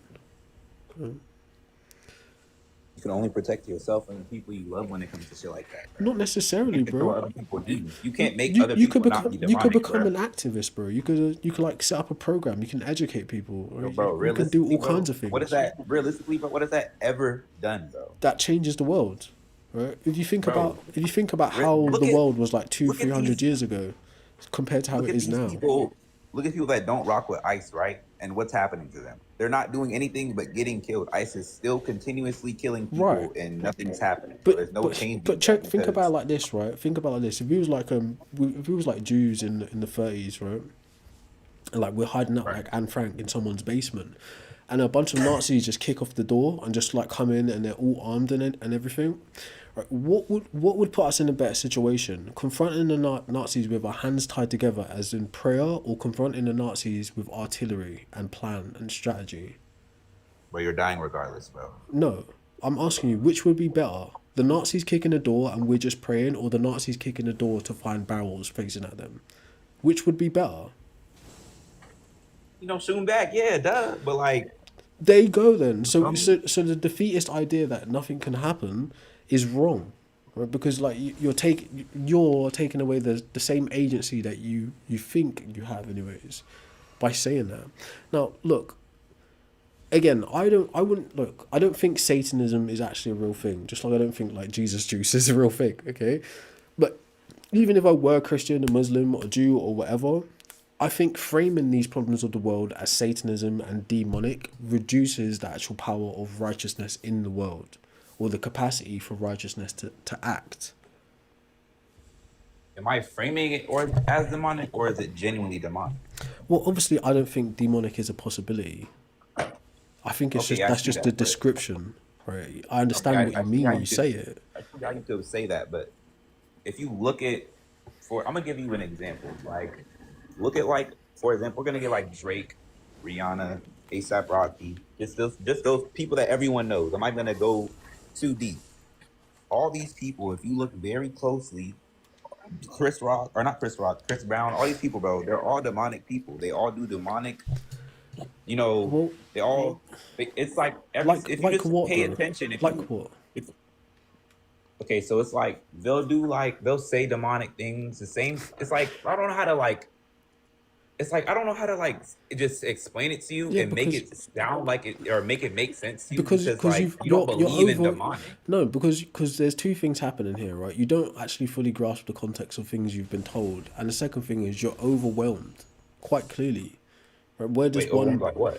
like? Sorry, so imagine if I just walk out my front door one day, right, and the whole world is just like entire chaos, right? People are unaliving each other, babies are getting hurt, like the building's on fire, the politicians are going crazy, I'm being robbed, like all of these terrible things are happening. Psychologically, it's overwhelming, okay? So then when I say, like, now I meet my neighbour and I'm trying to explain to my neighbour, like, the world is effed up because of this and that, right? My neighbour's not actually going to be able to take the message I'm delivering to him because I'm so overwhelmed of all these different things happening that I can't actually convey the issue in a clear, concise manner. All right, you're all over the place. Right. So like when you start saying oh like Rihanna, like Epstein, like Chris Rock, right? Like individually, right? They might have done things or are doing things that you find morally reprehensible, but in a big picture way, right? They are quite insignificant. Do you know? They're not insignificant because not only do they all the things they do all tie in together, but these are the people that a lot of people in the majority of the people in the world, especially younger people, that's who they look up to. That's who they want to be, bro. Yeah, You get what I'm saying? I don't like discredit that point at all, right? Of course, these people are influential and they're in places of power where they can both cause good things and bad things to happen directly or indirectly. I don't dispute that. But what I'm trying to say to you is like this. Like the other night, we was having a conversation at the end of the stream about racism, basically. And like the final point I was trying to give to Centaur, if she's back there watching somewhere, is like if you find yourself as a white person thinking that you can experience racism at the hand of a black person, what you should think about is how to direct your attention towards the systems that make racism as a whole possible, rather than the actions or the experience of one or two people. So if you address the system that makes racism possible, e.g., feudalism, capitalism, slavery, etc., right? Various different like monarchy, patriarchy, etc. All these things that make racism possible, then you get to actually attack the real problem. So when I say Rihanna, Epstein, and that are kind of insignificant in the big picture, is because they're symptoms or byproduct of the actual system that allows for it to be that, or at least allows for you to interpret it like that. Because me personally, I wouldn't put Rihanna in the same category like secret cabal as Epstein. Okay, I think there's quite a difference there. Although both of those like stratospheres, if you will, are very real in terms of like They was just both eating babies, bro. devious shit. Okay, They was both eating babies. but there's levels to it, right? I don't think Rihanna's ever eating a baby either, right? But I understand the angle that you're speaking from, right? Like there's a time in my life, like when I was a teenager, like you're smoking some weed with friends, like have you seen this YouTube documentary, like. But if you don't actually approach those things with like critical thinking and actually compare it to reality, then you find yourself in a place of delusion and you speak in a style of apophenia. Like this is this thing, that thing, this thing, that thing, but none of them are really connected in any meaningful way. It's just like a nice story that you've knitted together. I don't know, bro. The Do you know? truth just sounds being a world full of lies to me. Well, yeah, like who's like, for instance, you can't even accept the fact that humans invented God. So of course, it's hard to tell people the truth in this world we're living in, right? But does that make it not worth doing? Nah, you right. so there you go, right? Does it make it not worth doing? Maybe like one step today, right, could have like a giant snowball effect in the future. So it's still worth doing, you know, for various different reasons. But all I'm saying is like, look. There's a reason you frame those certain types of music industry acts as demonic or satanic or pushing a satanic agenda, right? That's something that is a symptom of a system. Now, me personally, I think they are immoral. Don't get me wrong. You're right, bro. No, but yeah, the system does make it that. But I think what you're framing is their immorality in a supernatural way. Okay. In the same way, one could say, hey, like, no human has ever done $1 billion worth of work. So it would be immoral for someone to be a billionaire while people are literally selling their time, their energy and resources every day to make that possible while not reaping any of the value of their labor. So the billionaire, his existence is actually immoral in the same way a superstar's existence is actually immoral. In the same way that the Epstein class's existence is actually immoral. Right, I understand it from that way, but you're not able to get the actual material analysis because you put the supernatural like goggles on it. Right, I see. So yeah, like if demons did exist and demons were actually like the physical representation of immorality, then yes, you could say they were demonic. But since I don't think they do exist, like maybe King James thought they existed, right? That doesn't bode well in actually trying to address the problems of, all right, how do we not get caught up in propaganda? How do we not let our children get all of these subliminal messages?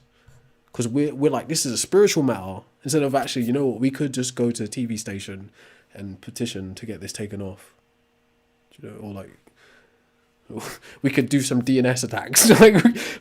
There's so many things you could do if you don't think of it as a spiritual matter and look at it as an actual reality.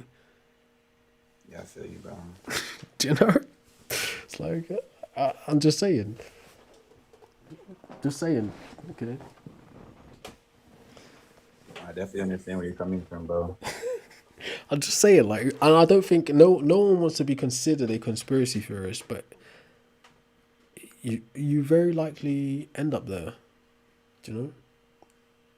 I just think it's funny how all these things always seem like they're conspiracies, and then it really comes out in the news, and everyone's like, "Oh my god!" Same with the Epstein shit. Legit. Nobody believed Epstein was doing all that shit, right? We were all conspiracy theorists, and then boom, Yeah, all that's of a sudden we're not anymore. but I use the internet like you use the internet, and I can say that that's currently exactly what you just said, almost word for word, is a narrative that's on the internet currently. Or like everyone's a conspiracy theorist until the shit's true, right? Yes, I think I don't know how to word it, but there's someone who said the biggest conspiracy theory is that everything is a conspiracy theory. Okay.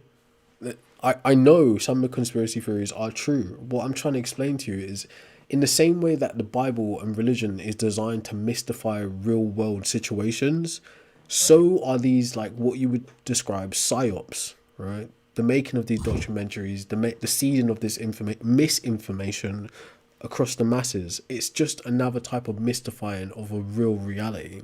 In the same way I said earlier on, like Trump could just seed you little bits and pieces about UFOs to distract you from something else, is the same way the Epstein files are fed to you to distract you from somewhere else. People forget, like most of the people were calling for the Epstein files to be released because they knew Trump was in them. Right, but as soon as a certain spin on the Epstein files arrives on their desk, they completely forgot about Trump being in them. Do you see? So like, Trump was already known to be a weirdo no, but before the file came out, bro. but He's been up that way. you're not peeping games strategically, right? So I'm aware that there's reality in all of these things that we consider, a lot of these things that we consider conspiracy theories. Right. But how it's delivered to you, like the container in which, like part entertainment, part misinformation, it keeps you like, one part of it is you've been propagandized to think in a certain way, so you don't actually address it. But it keeps you from actually taking real world action, because now this is just like a nice, neat YouTube video I can watch. Oh, look at Jay-Z throwing the diamond symbol. Look at like Prince Andrew doing XYZ. Right? Yeah. Anyways, right. I'm making a shot. I was about to say something that'll probably get me in trouble. Okay, but like, yes, these people are doing crazy shit, have done crazy shit. But if you keep viewing it from this like the psyop itself, you can't make any practical use of it. So you're basically walking around with useless information in your mind that keeps you overwhelmed. Like, like I described earlier on, you open the front door and everything's burning down, people are killing each other. Yeah. It keeps you disorientated, and that makes it so you can't plan, so you can't think clearly, so you can't make a real change in the world because you're distracted and you're overwhelmed. If you was to say, I'm going to pick one issue and go after this issue of everything I got, I'm sure you get a lot done in the world, quite a lot, I reckon. But if someone could say, actually, Offset said this the other day, Cardi B's doing this, like Disney said this, right? Now you're like 10 different places, like psychologically. I feel you, bro. Get? I get it, bro. How old are you, bro? I'm ageless, timeless. No, I'm joking. Doesn't really matter.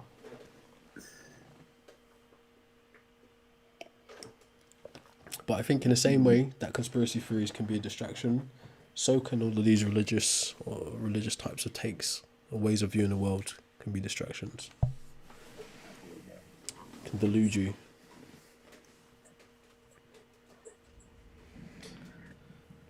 It was good talking to you. Yes, it was good talking to you. What was your name again, my friend? I was about to call you K. Cario. Yeah. It was nice to meet you, bro. Hopefully I gave you some things to think about. I know I couldn't convince you that humans invented God, but it was a good chat. Yeah, it was a good chat, bro. Peace, bro. Alright, sound, man. You're welcome anytime, bro. So yeah. Jehovah. Wait, hold on a minute. His middle name is crazy. Hey, How you doing, bro? One second. Yeah, what's up? How you doing, my friends? You got a Peace and stra- love, peace and you love. got a strange name there. Yeah, I do have a strange name. It's a real name. It's a name that most people don't understand and they can't grasp, and because they don't take nothing serious, everything's a joke to them. Well, So okay. why not give them something to laugh about? Okay, so what's your real name, if you don't mind asking? If you don't mind me asking, or Demo, just a name you would use?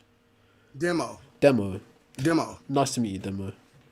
Yeah, I only said the thing about the name Nice to because meet you. I was concerned that you might be a troll, considering that you have like Jehovah, Pennywise, Christ. Like that's. I was just concerned that you might be a troll. That's all. Okay. Um, to a point, yes, I am, depending on the intelligence of the person who's the host.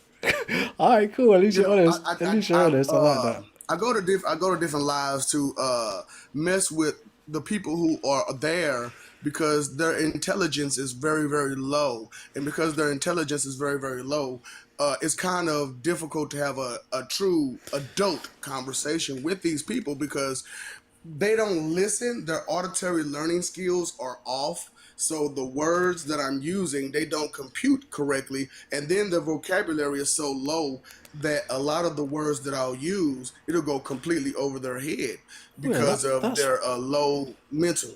And the thing that's about it is, I okay. found that most people, But what I would say, that's what I found with most people.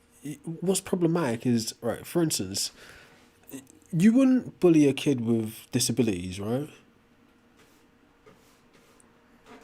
Am I correct What in do you saying mean? that? So like Okay, if you met a kid that had so you mean like disabilities, with a you physical wouldn't disability? just any disability, just any.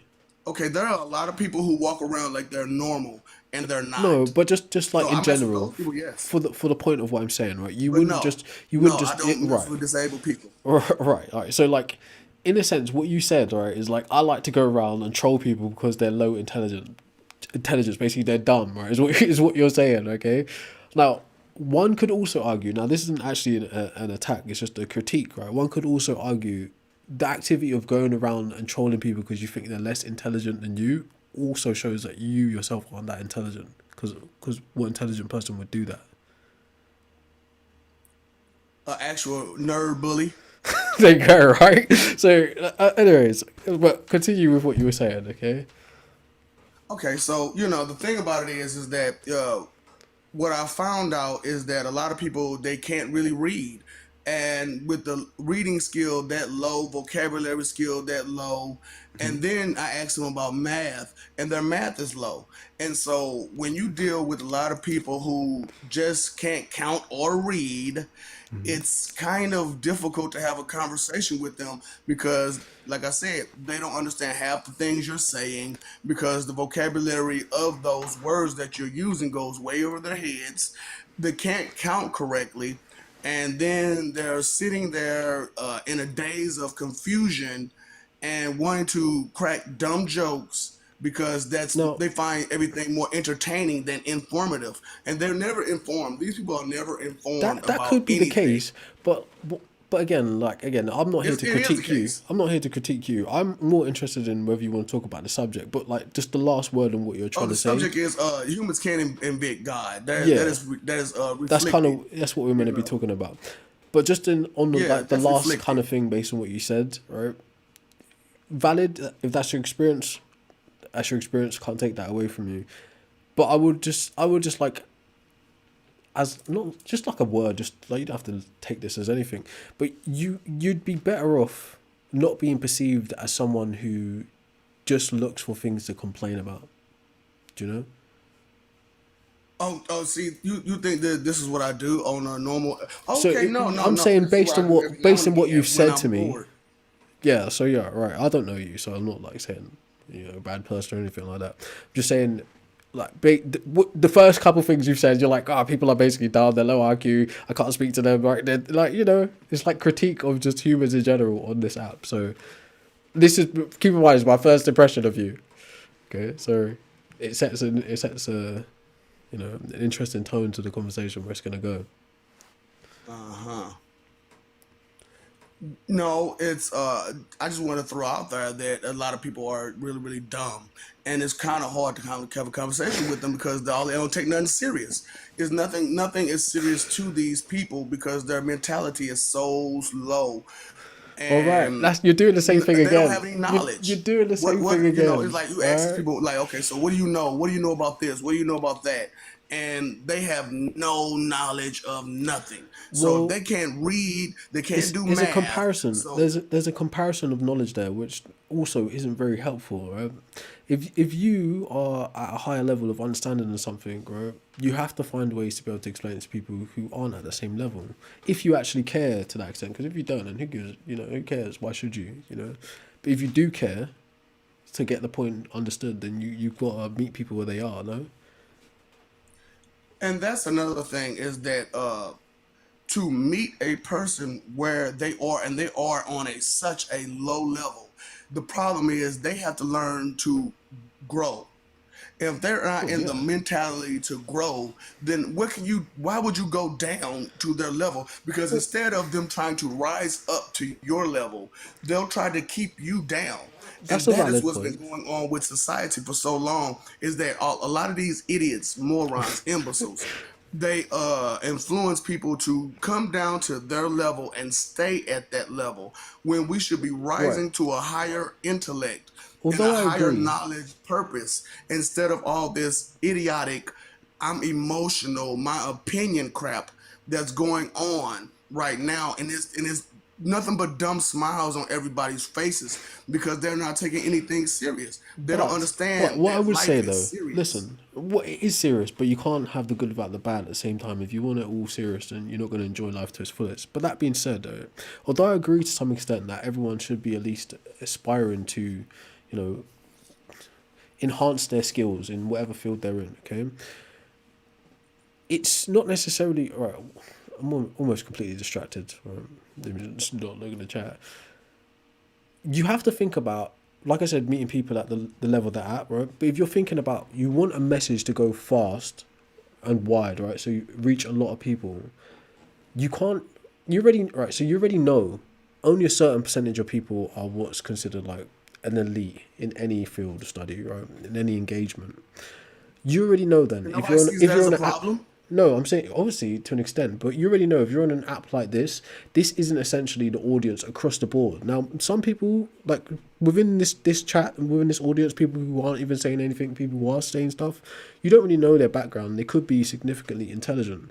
So the point would be to like instead of punching down, right, is to deliver the message in the best way you can and just hope, well, not even just hope. I think the right person will hear it who needs to hear it, whether they give you immediate feedback or down the road. But if you belittle someone, berate them into like feeling like they can't communicate with you, then you're not going to get the message to them because you invoke their sense of self-importance and ignorance. It's like, Defense, they get why? offended. Right, of course. Why wouldn't they? If it was you, would you not too? Yes, of course. There you go, That's right? the point. That's the point because sticks and stones may break your bones, but words should never hurt you. I Why are would there so many disagree. people butt hurt? Brother, I would Why are there so many disagree. people butt hurt? I would disagree. Like words, You would like disagree with what? Which part? that That saying. words should never That hurt you? yes, that saying is a beautiful saying, like classically, right?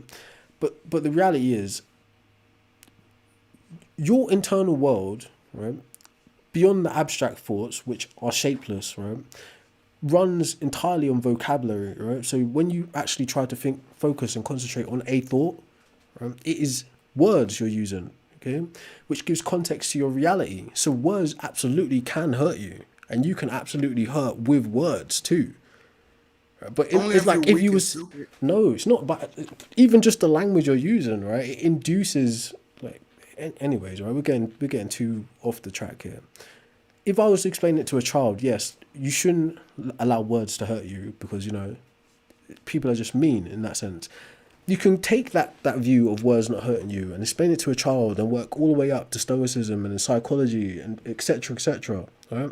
Whichever view or philosophical framing you want to take that words can't hurt you to, you can keep going up and up in levels. You can keep going down and down in levels.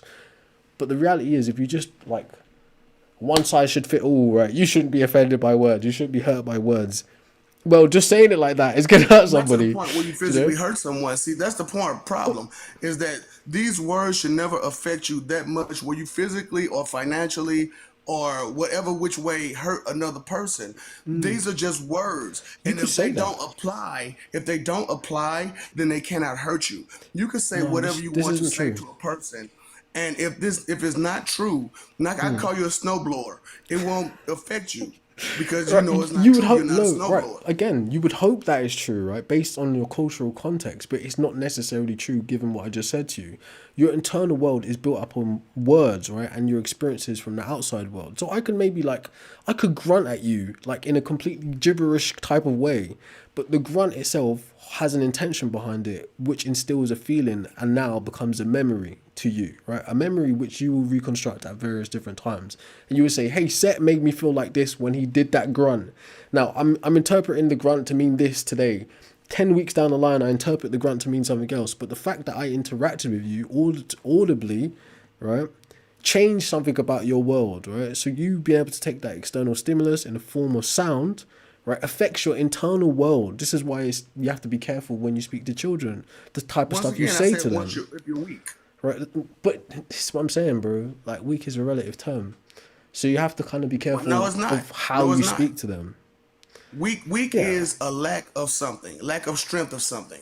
That is yeah, what weak is. If and a lack of but relative. academic expression and a lack of academic expression is a weakness. A lack of I could accept knowledge that. is a Yes, weakness. I A could lack accept of that. physical strength is a weakness. A lack of emotional But strength is weakness. what have you just Lack of done? self control is a weakness. What have you just done? You've spoken about various different categories and instances, which I said it's Yes, relative. exactly. Which makes it relative, does it not? And that's why I said that's why when you said weakness is not relative, I No, just I said it. explained how I weakness said it is is. relative. I said it is relative. Right? That was the point I made. Weakness is relative. Okay, but again, we're not even like we're critiquing the critique for no reason. All right. Nice to meet you. What was your name again? Demo. Demo. Nice to meet you, Demo. All right. What do you think about the subject that humans are inventing God? Like I said, there is no possible way humans could invent God. The concept of God alone is way beyond the human mind can even comprehend, and that much is obvious Why would you due think to that? a lot of humankind. Hold up, wait. Now, the scientists, you say the scientists, as this is what a lot of people go off of the science. These scientists, they aren't hard-working people. If you ever watch Revenge of the Whoa, whoa, whoa, Nerds, you would whoa! know No, what's no, going don't, on. don't, You would don't, know that the don't get too bullies far have off. taken over the nerd kingdom, Don't get and too they are far off, not bro. nerds. These people are not information junkies. Right, These people are just people bro. who just want to get your money and run with it in a lot of these places. And, Brother, like I listen. said, everybody can't Slow take down, anything slow down, serious slow down, because, bro. Slow of down, bro. stupidity. Slow down, bro. Like, because you've gone completely off the track. Right? It's either you're rambling a bit, right? With all due respect. No, I'm not So rambling. the What it point, is that the I speak interesting at such point, a fast pace. yeah. But all right. Anyways, the interesting point that you said, right, was that the concept of God itself is incomprehensible to humans, right? And I want to know why you think that. Yet and still, you have not understood omnipotence, which is a circle of skill, which is you, no matter which way you go with this skill, you So can pull that off. See, a lot of I humans I think are you're beyond, gibberating, brother.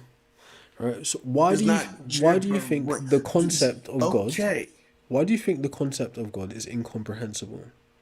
but you call yourself Set. No, my parents call me that. Is that not a god? No, Is Set not a god? no, it's Seth without H. It's a name from the Bible. But the point is, right? So Why do you're you talking think? about biblical stuff. You're using a name from a Right, Bible, so but you're brother, saying humans invented you're God. What avoiding kind the of stuff is question, this? brother. You're avoiding the question, brother. All right. Why do you think the concept of God is incomprehensible? To humans, yes, to humans. Why do you think that? I just told you, you have yet to discover a lot of things when it comes to spirit, chakra, ki, anything when it comes to beyond your simple mind. The intangible things of life escape you. All right. Period. So, You would you know say nothing about water. You know nothing would you about say the that air God that is you a breathe. description? Would you say that God is a description? God is a title. It's a title. So Yes, and being there's an that actual person who being with the that name. Yes. being that God would be a title, then right, there'd be certain types of attributes that would need to be assigned in order for something to meet the criteria of a God, right? Yes. So individually, we start to look for those attributes. Are those attributes comprehensible themselves or comprehensible? Rephrase the question. So, right, if there's a certain threshold that needs to be met in order for something to be a God, right, we need to go about establishing what the things are that will cause us to reach that threshold. You know, like omniscience, omnipotence, omnibenevolence, etc. Creator, etc. In this example, okay. So I'm asking you: are those individual things that make up what a God should be comprehensible? They are, however, the simple-minded mentality of the human being is that of arrogance and ego and pompous attitude. So Okay. those things will be lost to such a person. Yes. So the question remains: do you think they are or aren't they? I just answered the question. Only to those with open mind. All right. So it's possible then to understand the parts of the whole which would make a God. Only to those with an open mind. Cool, right? So then we agree that God is comprehensible then as a subject or a thing, or comprehensible. I don't know why we like interchangeably. Only to those with an open mind. Right. So then you don't think what you said earlier on, right? That it's incomprehensible. The part meaning, there are way too many of you with a narrow mind, and you can't comprehend past anything. And then, like I said, the whole reading situation. How can you have no descriptive words within you at all a lot of the times. Right. Yeah, I said human Because over and over again. somebody has to come up with words, right? And then give you the words, or you yourself have to come up with the words. True. Words have to be described through vocabulary No, and through the words are syllables words used. are invented, right? Syntactically, that's how you pronounce it, right? Words are invented, and you assign a meaning to it, right? So like, the words themselves don't generate the Their meaning, syllables, right? yes. And The the meaning words, of their syllables, yeah, yes. the words trigger the meanings. Like if you, for instance, if you just know like a prefix or a suffix, Oh, speaking of, do you know what a prefix and I'm suffix just is? yapping, right? Yeah, exactly. I'm just yapping, right? But that being said, right? What is a If prefix you and suffix? if you know certain parts of a word and you don't know the whole word, when someone mentions the word to you and you hear recognizable bits, you reference meaning to that, right? Even if that's not what the word means at all. So in terms of words themselves, the words themselves don't generate meaning. They trigger meaning, right? How you reference that word, how you define that word, okay? Until you agree upon a definition with someone else. So like your view about words and people not having access to description and all those things isn't really necessary, right? Because in terms Why of not? God's How can you right, describe an event it's if you don't have right. words? Yes, I do agree to that extent. But in terms of a God concept, which is essentially apparently metaphysical or supernatural, it's beyond experiential data. Okay? It's supposed to be anyways. So any kind of words that we could come up with around God would also be an invention. Right? Because apparently it's not experienceable. Discovery, not an invention. A So what discovery. would make God a discovery? Okay, so first of all, like I said, the the word God, the name applies to one person, but the title, it's the word itself is a title. So, as it is a title, there is many gods. So when you disrespect God the way that like you do, you're disrespecting many people all at the Well, same time. I don't And recall that saying level anything of disrespectful. disrespect, that level of I don't disrespect recall is not, saying anything disrespectful. okay. I don't understand why people don't understand. This is bad company type of situation. When you're a bad Yeah, company, I think you're it coping makes because it you can't difficult actually talk for about the people want to be subject. around you. I think you're coping because you can't actually talk about the subject. Right. I just It's been Okay. nothing How but about you open your ears and avoidance. listen to the answer I'm giving you? Nothing but I'm avoidance giving so you the far. straight answer, bro. I'm giving you a straight answer, and it's hard for you to kind of come out of that shell, Yeah. pop that vanity bubble, Come down off Yeah, that high horse I don't accept and, that. and listen. I don't accept your analysis, or I don't even accept your projection of who you think I am, right? I just want to hear what you have to say on this subject. Look at that. Jumped off the bloody cliff. Okay. Right, vanity at its best. Vanity is vain, selfish, inconsiderate, disrespectful, Right. But condescending, what does that have to do with the hypocritical, topic? arrogant, and prideful about it, What and does that very have to do with the interruptive topic? when anyone, because they don't want to hear anything because of their Brother, lack of knowledge. all right, They so don't want to I'm trying my best to be yes, patient. I'm trying my best to be patient, all right? The topic is humans invented God, okay? We've got to the point where you're saying God is a title, okay? I would agree God is a title, okay? Because I use God as a category definer for many different types of gods. So from there, please continue your point. Okay, so the problem with a lot of people is they're going off the church's view and the church's view only of what a God is and what God is, and so on and so forth. So, because of that, the confusion lies within the cultish mentality of these people. And with the cultist mentality, it's hard for you to accept information outside of that cult information. And when people, even though people aren't actually directly associated with the information that they're going off of is this cult's information. So they're very upset, they're very angry. They're confused and don't know why they're angry and upset, and they're trying to blame God for all of the Yes. troubles of the world. And when you're trying to blame God for all the troubles of the world, you're not looking at the people, the humans that are actually causing these Well, problems. that's a Because you view. want to say, you want That's to a view. excuse a That's a human. view. Hold on, hold But on, no, hold no, on, no, hold no. on, I'll let you hold on, speak. hold I'll on, let hold you on. speak, brother. I'll let you speak for quite a while there, right? I'll let you speak. But it started to get off the point which I actually wanted to talk about, right? So what do you define the God that you're referencing as, right? Because we've said we use God as a title. Now, the God that you're referencing when you use it, what are you describing there? Like I said, you got to go through the mythology. You got Greek gods, you got Roman gods, which are Greek or Roman gods anyway. You got Egyptian gods, you got Mesopotamian gods, you got Celtic gods, you got pagan Yeah, gods, you so got I'm aware. all these different groups and Yeah. families of people, and you're denying that these people exist because you have no proof of them, because they Okay, haven't came you back haven't here answered in the a long question. time, You haven't because you answered the humans are question. disrespectful and Brother, they refuse to. you haven't Hold on, answered now the let me finish. question. Let me finish what I'm saying, Because man. Can because I you ever haven't finish answered the the statement question. before you start jumping in? Because you're gibberating, right? You I'm need not. to you need to answer That's the a brand new question. word. You're gibbering. What kind of word is that? You should tell me, right? You're the smart one. But Yeah, anyways, I am telling you that it's not a word, and it was cute that you tried to make up you'll one see it. though. Oh, you'll see it soon enough, right? But anyways, I asked you, what is the God that you're referencing when you use the word God? Right? I'm aware of the various different families. I'm aware of polytheistic, henotheistic, monotheistic, etc. I'm aware of the different types. But what God are you referencing? Is the question. You're looking for one specific God, is what you're saying? What, are you a pantheist? Do you think God is everything at the same time, or do you think God is one specific substance or one specific thing?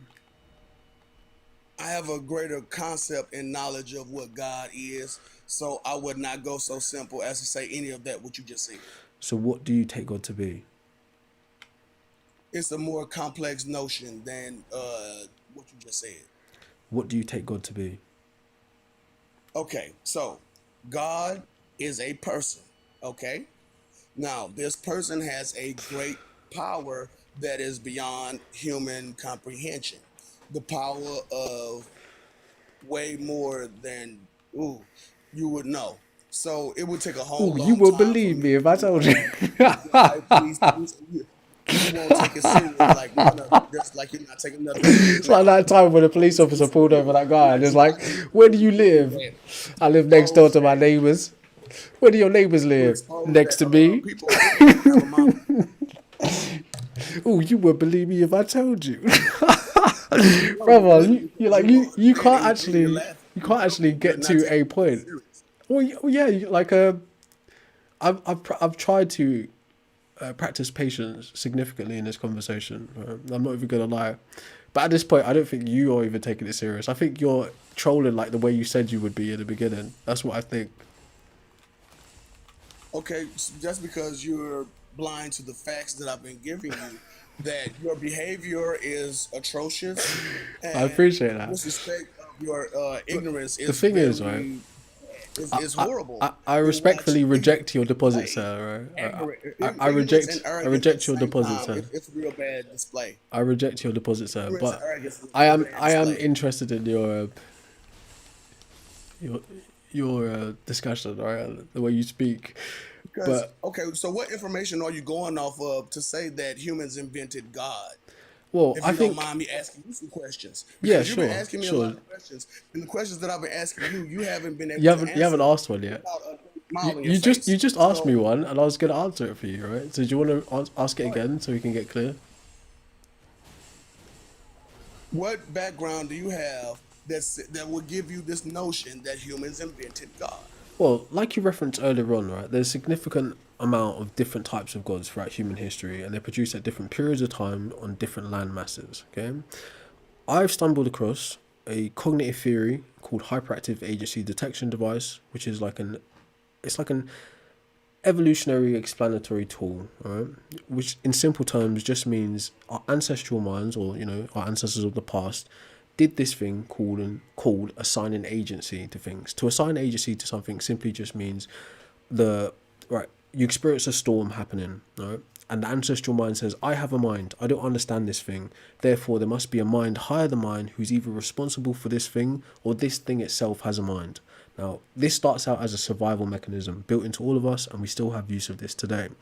But that ability to assign agency to things is what is thought to be the foundation of what becomes the first types of gods, which are elemental and celestial gods. So that's why I think humans invented God on a prime level. But then there are two other phases to that.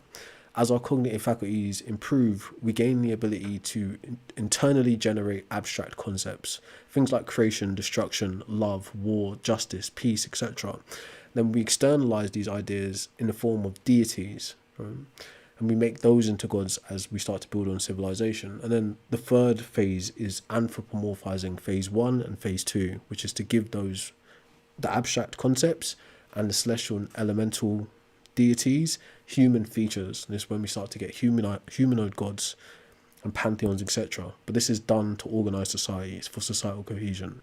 So phase 1 would be for survival, phase 2 would be for psychological needs, and phase 3 would be for societal cohesion. So that's kind of why I think humans invented gods. Add to the fact that there's never been sufficient evidence of gods existing independent of us. Does that help? Yeah, actually it does, because like I said, I'm listening to what you said, and honestly, I didn't hear a lot of. I've read this portion. I've read that portion. I've read Well, this portion. I It's referenced just the a bunch cognitive of. theory for you. I've been listening to a bunch of So people yeah. spout a bunch of nonsense, Oh no, I can reference you and some that's what books if you're I interested as well. hold up, bro. Dang, can I speak? That's Well, what I'm yeah, talking about, man. you're Look, making this is what I'm accusations. saying. Because You're making because accusations because I think you're scared of the topic. You can't actually engage with it. no, I'm not. I'm not the one who's interrupting you. You're the one who's Well, interrupting yeah. me at every turn. If I don't. You went through that if I whole just started doggone calling speech you a for I don't know liar, how long. You went through that whole speech, if I and I called you a said liar, nothing. yeah. You went through that If I whole called you a speech talking liar about and you didn't say anything, it would phase be two as and good phase as three agreeing to it, of some crazy nonsense. right? And I Do didn't you, interrupt you did you not hear one that, time. right? But as soon as I speak, Did you hear you that? cannot keep your mouth closed for nothing. Yes, because you made an accusation, right? And I'm defending myself. Okay, Right, you got to like be a defense of yourself because that's you called know you're wrong. a Because you bad know you're wrong. faith Because you interlocutor. know you're Right? wrong. A bad And faith you're trying interlocutor to throws out justify accusations in an ad your hominem ignorance. style of attacking their speaking partner rather than having a conversation. So if your strategy is to attack me as an individual, it shows you're not able to have this conversation. Okay, you can ask I'm not questions attacking you as an individual. for insight, I'm right? attacking your behavior. Right. So as I said, I'm attacking your if you behavior. listened to what was being said, they were quite clear, substantial reference points like hyperactive agency detection device, coined by a guy called Justin Barrett. You can check it out for yourself. Okay. As far as the theory, Hearsay and rumor. this is That a person study, don't know nothing about spirit. brother. I don't want to drop you, but your ignorance is screaming right now. All right, so let's try this again, okay? As for the other two parts, right, with the externalization of abstract concepts and the societal cohesion, you can reference a guy called Robert Sapolsky, right? He does what's called the psychology of religion, okay? And it speaks to this evolutionary trait, which certain genes are selected for, when kind of what we describe today as mental illness, which creates your shamans, your seers, your prophets. And they're the ones who carry forth this story from the hyperactive agency detection phase of human history. Okay, so it's supportable. Okay, and if you actually want to know about like gods in the ancient world and the view of them, there's a book called Battling Gods in the Ancient World by Tim Whitmarsh. Okay. Okay, do you see how I have manners and I was quiet and I let you speak? You had to. Why should I? No, I didn't. I was not forced to. I have manners, and that's Right. the difference. I wish And that were that's why. true, That's but why I you talk about forget that behavior and like stuff because you people don't are have watching manners. this. People are watching this You don't conversation have across manners, various and I different want people to see platforms. that you don't have manners, Yeah, do you think and people's that's what I want memories are them to that see. short? Do you think people's memory spans are that short that they haven't And heard you that for because this you don't entire have manners, conversation, you're which is not on doing what they YouTube say. forever? People talk to you and converse with you. It's You're like, not going to it's listen. You're like not going to take it serious. you're You're not. you're You're a not very even here to soak up disingenuous type of information. person. You're here to just poke at people who do believe in God and stuff like I that don't think because that's what you'll find in these you're rude. streams. You're rude, and that's all you want to I show don't is that think you're that's what rude. you'll find in Look these at you. streams You can't be quiet for nothing. because you You made an can't be quiet for accusation. nothing. You made an Because the simple accusation fact of the matter is again. that you don't have a background in any type of You made an accusation intellectual again. knowledge All right, at because all. you have nothing You're to offer to barely. the You can hear it conversation. in your voice. You can hear it in your You have speech that nothing to there offer. is no type So of I'm gonna intellect let you behind you. have the It's last just a word. bunch of whiny, my opinion stuff, man. And this is sad. All What's right. going on around here right now is that a bunch of So whiny people listen to another whiny that was person whine Pennywise. about the. If you want to be like Pennywise, follow Pennywise. If you don't want to be like Pennywise, maybe stick around. All right? Let's give one more person a shot for like the next 5 minutes because my timer went off during that knob. So let's still give one more person a chance. Someone hopefully more honest than that guy. What a waste. Hello, how you doing? Good, how are you? Not too bad, bro. What do you want to talk about? Oh, sorry, I didn't ask your kinda had a name. question. It's Bryce. Nice to meet you, Bryce. What do you want to Nice talk to meet about? you. Yeah, I just want to apologize about that because it was crazy. You can't I've just apologize been for him. listening. No, I've just been listening for like the past couple 5 minutes or so. I guess my question was like, what's your explanation for like the existence of the world, the creation of humans, and everything else that exists like on the planet? What's your explanation for it? All right. Well, me personally, I can't say with any certainty. The truth of the matter is, I don't know. But I think the explanatory power of the various scientific, like subjects, are the best explanation. E.g., the various models for the Big Bang gives you the setting of our universe, right? Then the early Earth theory, then abiogenesis for all life forms, speciation, evolution, right? But like to be able to say that as like a layman, not being studied in any of those things, is me referencing like just like a fraction of thousands of man hours of study. Right? So I don't know with certainty as an individual. I don't. Right? I don't have an explanation for that. I don't. Again, I don't try to explain the universe and all life on Earth through the conversation of God. I think that's more of what happens on the theist side of the table. I'm literally just saying humans invented God, and they have been inventing gods for a long time. And I think humans invent gods as explanatory tools for questions like what you asked me. Mm-hmm. Yeah. I think the reason I asked is just because I think it's probably one of the most compelling arguments for God. Sure. And I guess why humans have come to the explanation of that because everything in this world is created. We see that there's no forms of like life have ever come from non-life, I don't think which that's is what true. was sort of like. I don't think that's true, right? To say the world is created isn't true, for one. And two, to say life can't come from non-living life isn't true either. Right? That's literally what So abiogenesis is. what's that? But like as an interesting internal critique, so to speak, right? Would you say God is living from your point of view? Yeah. How does God meet the criteria to be living? Well, I mean, he did walk like so. I believe in Jesus as God. Right, so I believe that he Jesus came needs down God from the Father, right? human. Yes, but the Father also needs the Son. But It's a God, triune. well, yeah, regardless if you believe in the triune configuration, there was a period of time before Jesus walked the earth. And in that period of time, there was God the Father and maybe the Holy Spirit, if you want to stretch it. Uh-huh. Right? So, which part prior to Jesus, right, would have you consider God meeting the criteria for being living?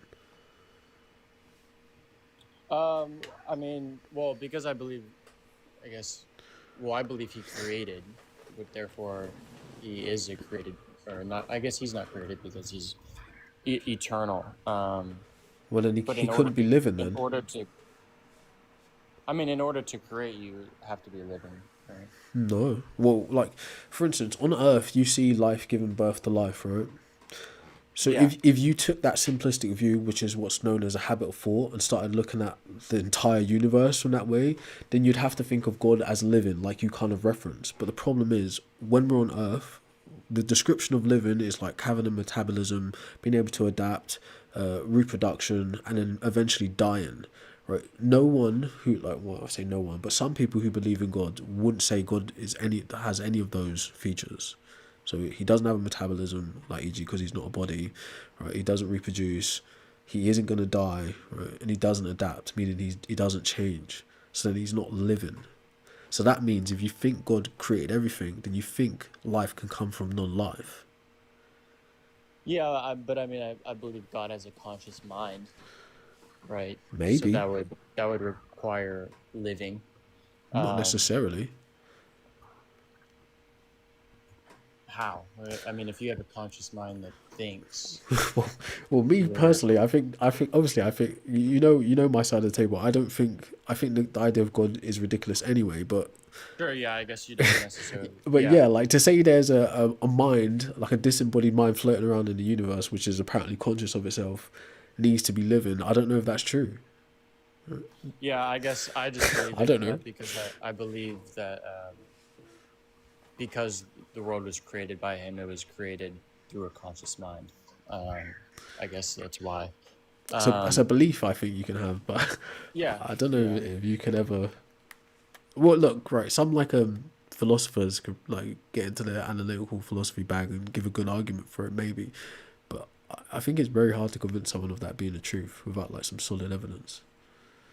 Sure. What about because I mean, obviously, I believe in the triune God and Jesus. So, what are your arguments against the reason why he isn't God in his historical documents? Well, I think there's a clear separation between a guy called Jesus or Yeshua, who's a Judaic priest or an ideologue who lived in the Middle East at some period of time, and a man who was God. You know, a man that was born magically, did magic, and rose from the dead. I think there's a clear separation from that. But I think a lot of like believers try to use the historicity, as small as it is, for the existence of Yeshua to buttress the view that Yeshua is also God. I think just the fact that a guy existed doesn't prove that he was God. Yeah, well, I mean, there's the historical accounts outside of the Bible that recognize that Jesus performed miracles, but then was also crucified and resurrected, but didn't believe he was God. So, like, I don't think do that's you have an true. explanation? Right, I Yeah, think the accounts you're referencing are people who are basically reporting what they'd been told by other people, or they're I referencing mean, what there was ends up people being that in the lived Bible. in the same time period as Jesus. So, for instance, right, there was a dude called Serapis who apparently did miracles and shit. People believed he was a god man as well. They were very like, so you got to think at that period of time, people's minds were very like superstitious and magical thinking. So all kinds of people were walking around on Earth, reportedly doing miracles and being God, like just like straight up cultic thinking. The fact that Jesus emerged as the most popular amongst them, I think, speaks more to cultural attribution than the reality of his story. Because some people argue that Jesus' story, at least the mythological part, is mixed up with all these other deities, you know, like ancient deities that existed and contemporary deities, air quotation deities, or like god men and shit. So in terms of you saying there are external references to Jesus doing these miracles, I don't think that's actually true. Like the most like quoted references to Jesus Mm-hmm. they are people who are reporting what someone else has told them. They're not contemporaries of Jesus. E.g., like they didn't live at the same time as him. They didn't witness him directly. They're just talking about what someone told them. Okay, but what about the eyewitnesses? Yeah, That are recorded that's in the the Bible? problem. There aren't references to the eyewitnesses. No one knows who they are. Yeah, there's the people. Two of the people who wrote the Gospels were eyewitnesses. One of them actually Yeah. saw Jesus being crucified at the cross. But He was again, there. me personally, I'm not like a biblical scholar, or obviously not a scholar. I'm just not someone who's into biblical critique because I'm more concerned with the God topic as a whole. But from what I understand, the people who are apparently witnesses are just part of the actual, the what are they called, apostle story anyway. They're apparently people who were following him. So I think one was even Mary or something like that. I don't know the ins and outs of it. But I don't think there's reference to these people existing outside of the Bible. I think that's kind of the problem. Well, I mean, I'm pretty sure there's Roman documents and whatnot, because it's a known fact that all these people who then did record these things about him were then also brutally murdered or That's not a crucified. fact. That's not a fact either. I think the only Yeah, person I mean Peter, Paul, John, they were all killed for. I spreading don't it. think that's true, right? Again, not I hate that. All right, so I just as a caveat, right? I'm not someone who likes to actually get caught up in the Bible talk, because my point is, look, if the foundation of the Bible is not correct, then why am I getting into the minutia about the various different stories and events in it, right? The foundation being Genesis, and all the stuff that apparently happened with creating the world, Adam and Eve, and what follows, right? So I think all of that is incorrect. But that being said, like in my internet travels, I've come across people who have actually combated this lie about the apostles all dying for their belief, and I think it turns out there's not actually evidence that any one of them died for what they believed or what they apparently saw. I think various members of his group died for crimes against the empire in different ways, and I think there's only one, being that Judas, who's actually talked about his specific way of dying, and the others are kind of in the air. So I've heard, right? I don't know for sure. Okay. So I don't. Again, like I wouldn't. My thing is, I wouldn't argue with you about the surroundings of Jesus in the Bible. I'm more concerned with the context of God existing or not existing. Yeah. Yeah. I mean, I didn't always believe in God either, but I guess my research through history and then my kind of explanation as to why human beings exist, animals exist, the world exists, I feel like this points to God, I guess. I mean, I understand why you think that, but I think there's just not enough evidence of that being the case. And there's just serious problems with how the God, like for instance, the God of the Bible has actual history before it gets to what you talk about in the New Testament. So basically, the Abrahamic God, apparently, right, starts out as a minor deity, like a regional god called Yahweh, which is like a god of storm and a god of war. And then he takes elements from a pantheon from the Canaanites with the Elohim god. And then he becomes like all powerful God, like reference to. Yeah, I mean, Elohim is just another word for God that was referenced to all. But gods. that's actually another God as well, though. So there's I believe there's Elohim. other false gods. Yeah. No, like, well, the thing is, you can't say he's a false god if Elohim, right? The Israelites or the Hebrews take elements from the Canaanite god Elohim and put those attributes into Yahweh and make Yahweh the main god. So like ancient in the Levant, right, amongst the Hebrews, the Canaanites, and I forget the other ones like Babylonians, they might be kind of the same people, right? But they lived in a system called henotheism. So henotheism is like polytheism, where they say there's various different gods, but we say our God is the main God. Do you know? So the people who existed in that time acknowledged the existence of Elohim, Asherah, Baal, and Marduk, because they were in conflict with these various other gods and their various other prophets. I mean, yeah, but then you look at even before Israel, Yahweh was referenced as the creator of the world in Genesis, right? I don't know. So even before Abraham and Israel, Yahweh was still referenced. I by don't Moses. know if that's true, right? Again, look, I've got some notes that actually go into all of this, but I don't think it worth it, to be honest with you. Yeah, I mean it's all off the top of my head of what I remember and understand. I could give you a quick reference to where I actually got that from, though. Where we at? But yeah, I believe Yahweh is mentioned in Genesis 2 as the creator of before Israel and before Abraham.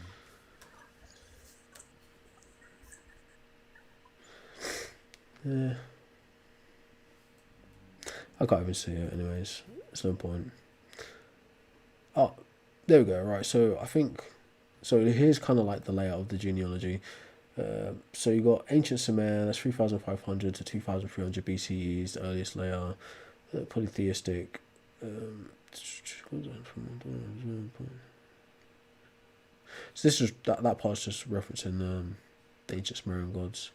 So I think the first would be the Akkadians / the Babylonians. That's 2,300 to 1,200 BCE, and their gods were Anu, Enlil, Ea, Enki, Marduk. Okay. Northwest Semitic / Canaanite religion, 2000 to 1200 BCE. This is when El first appears as the supreme god, father gods, then Asherah, Baal. Early Israelites, 1200 to 900 BCE. This is when Yahweh first appears in the picture. So that's around the time period. So 1200 to 900 BCE. This is the first time Yahweh appears. So prior to that, you've got the ancient Sumerians, which is 3,500 to 2,300 BCE, and they've got Anu, Enlil, Enki. Then you've got the Akkadians who add on Marduk. Right, then you get the Canaanites who have El, Asherah, and Baal, and then you get Yahweh. So Yahweh actually comes after all of them guys. Historically.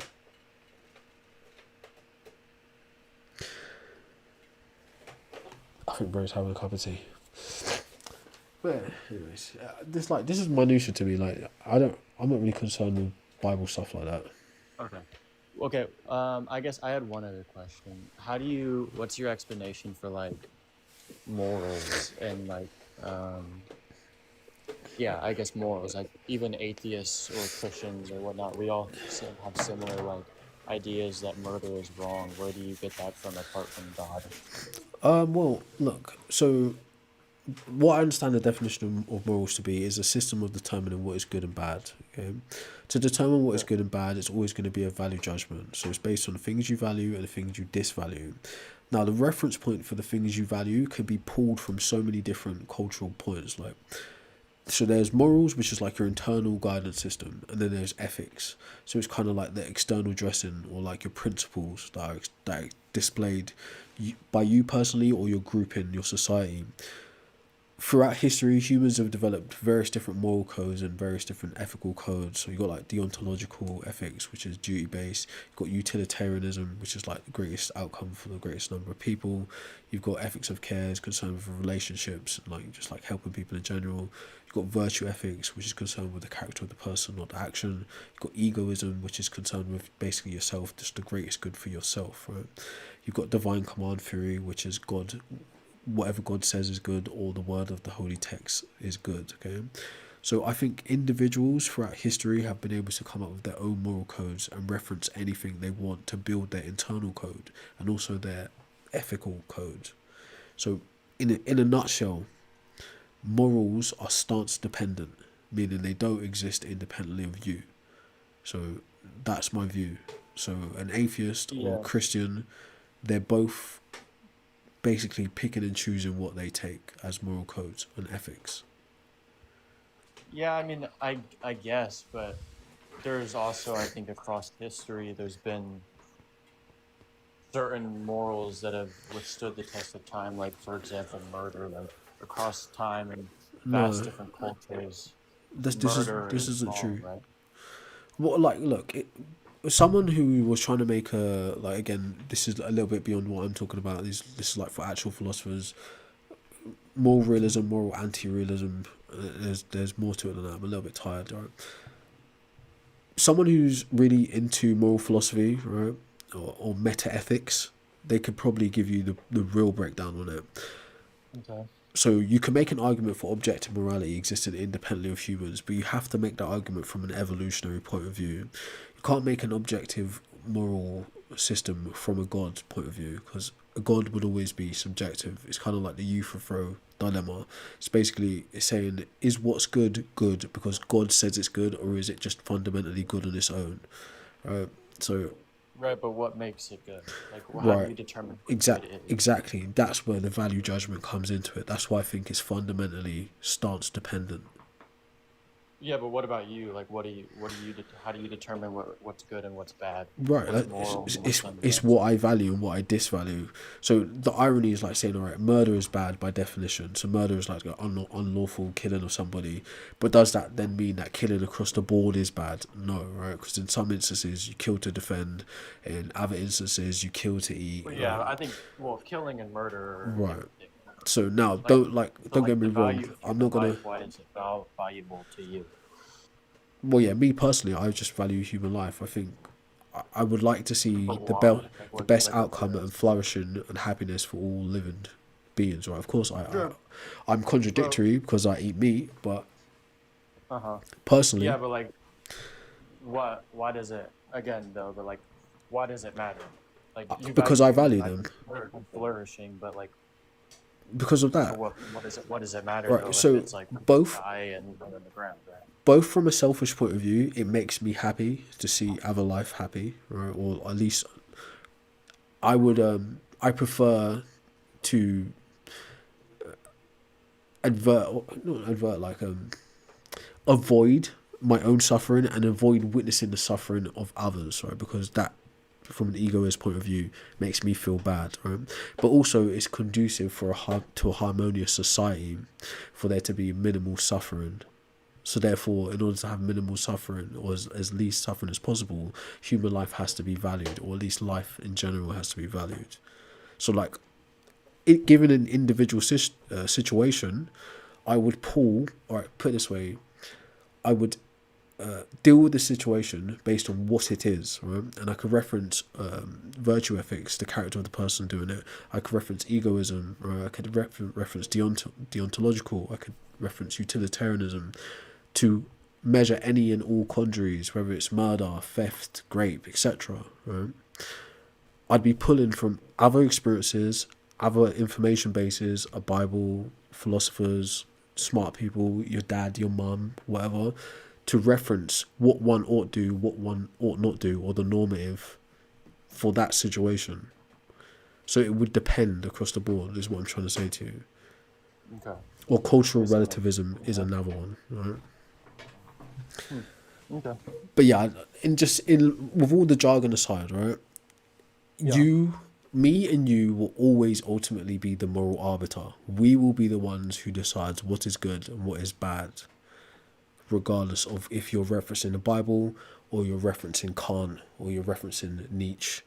Regardless, it's you who makes the moral decision, the moral judgment. That's my view. Okay. Gotcha. All right. Cool. Cool. Good talking to you. I know I'm a bit tired. I'm sorry, guys. My timer went off ages ago, and it is bedtime for me. But yeah, we'll pick this up tomorrow after work probably. All right. So thank you all for tuning in. I'll try and be more clear next time. Appreciate all the guests coming up. And I don't even know if YouTube could hear the guests half of the show. I keep forgetting to check it. But yeah, thanks for tuning in. One of these days I'll do a stream when I'm completely fresh. But yes, I'll see you later.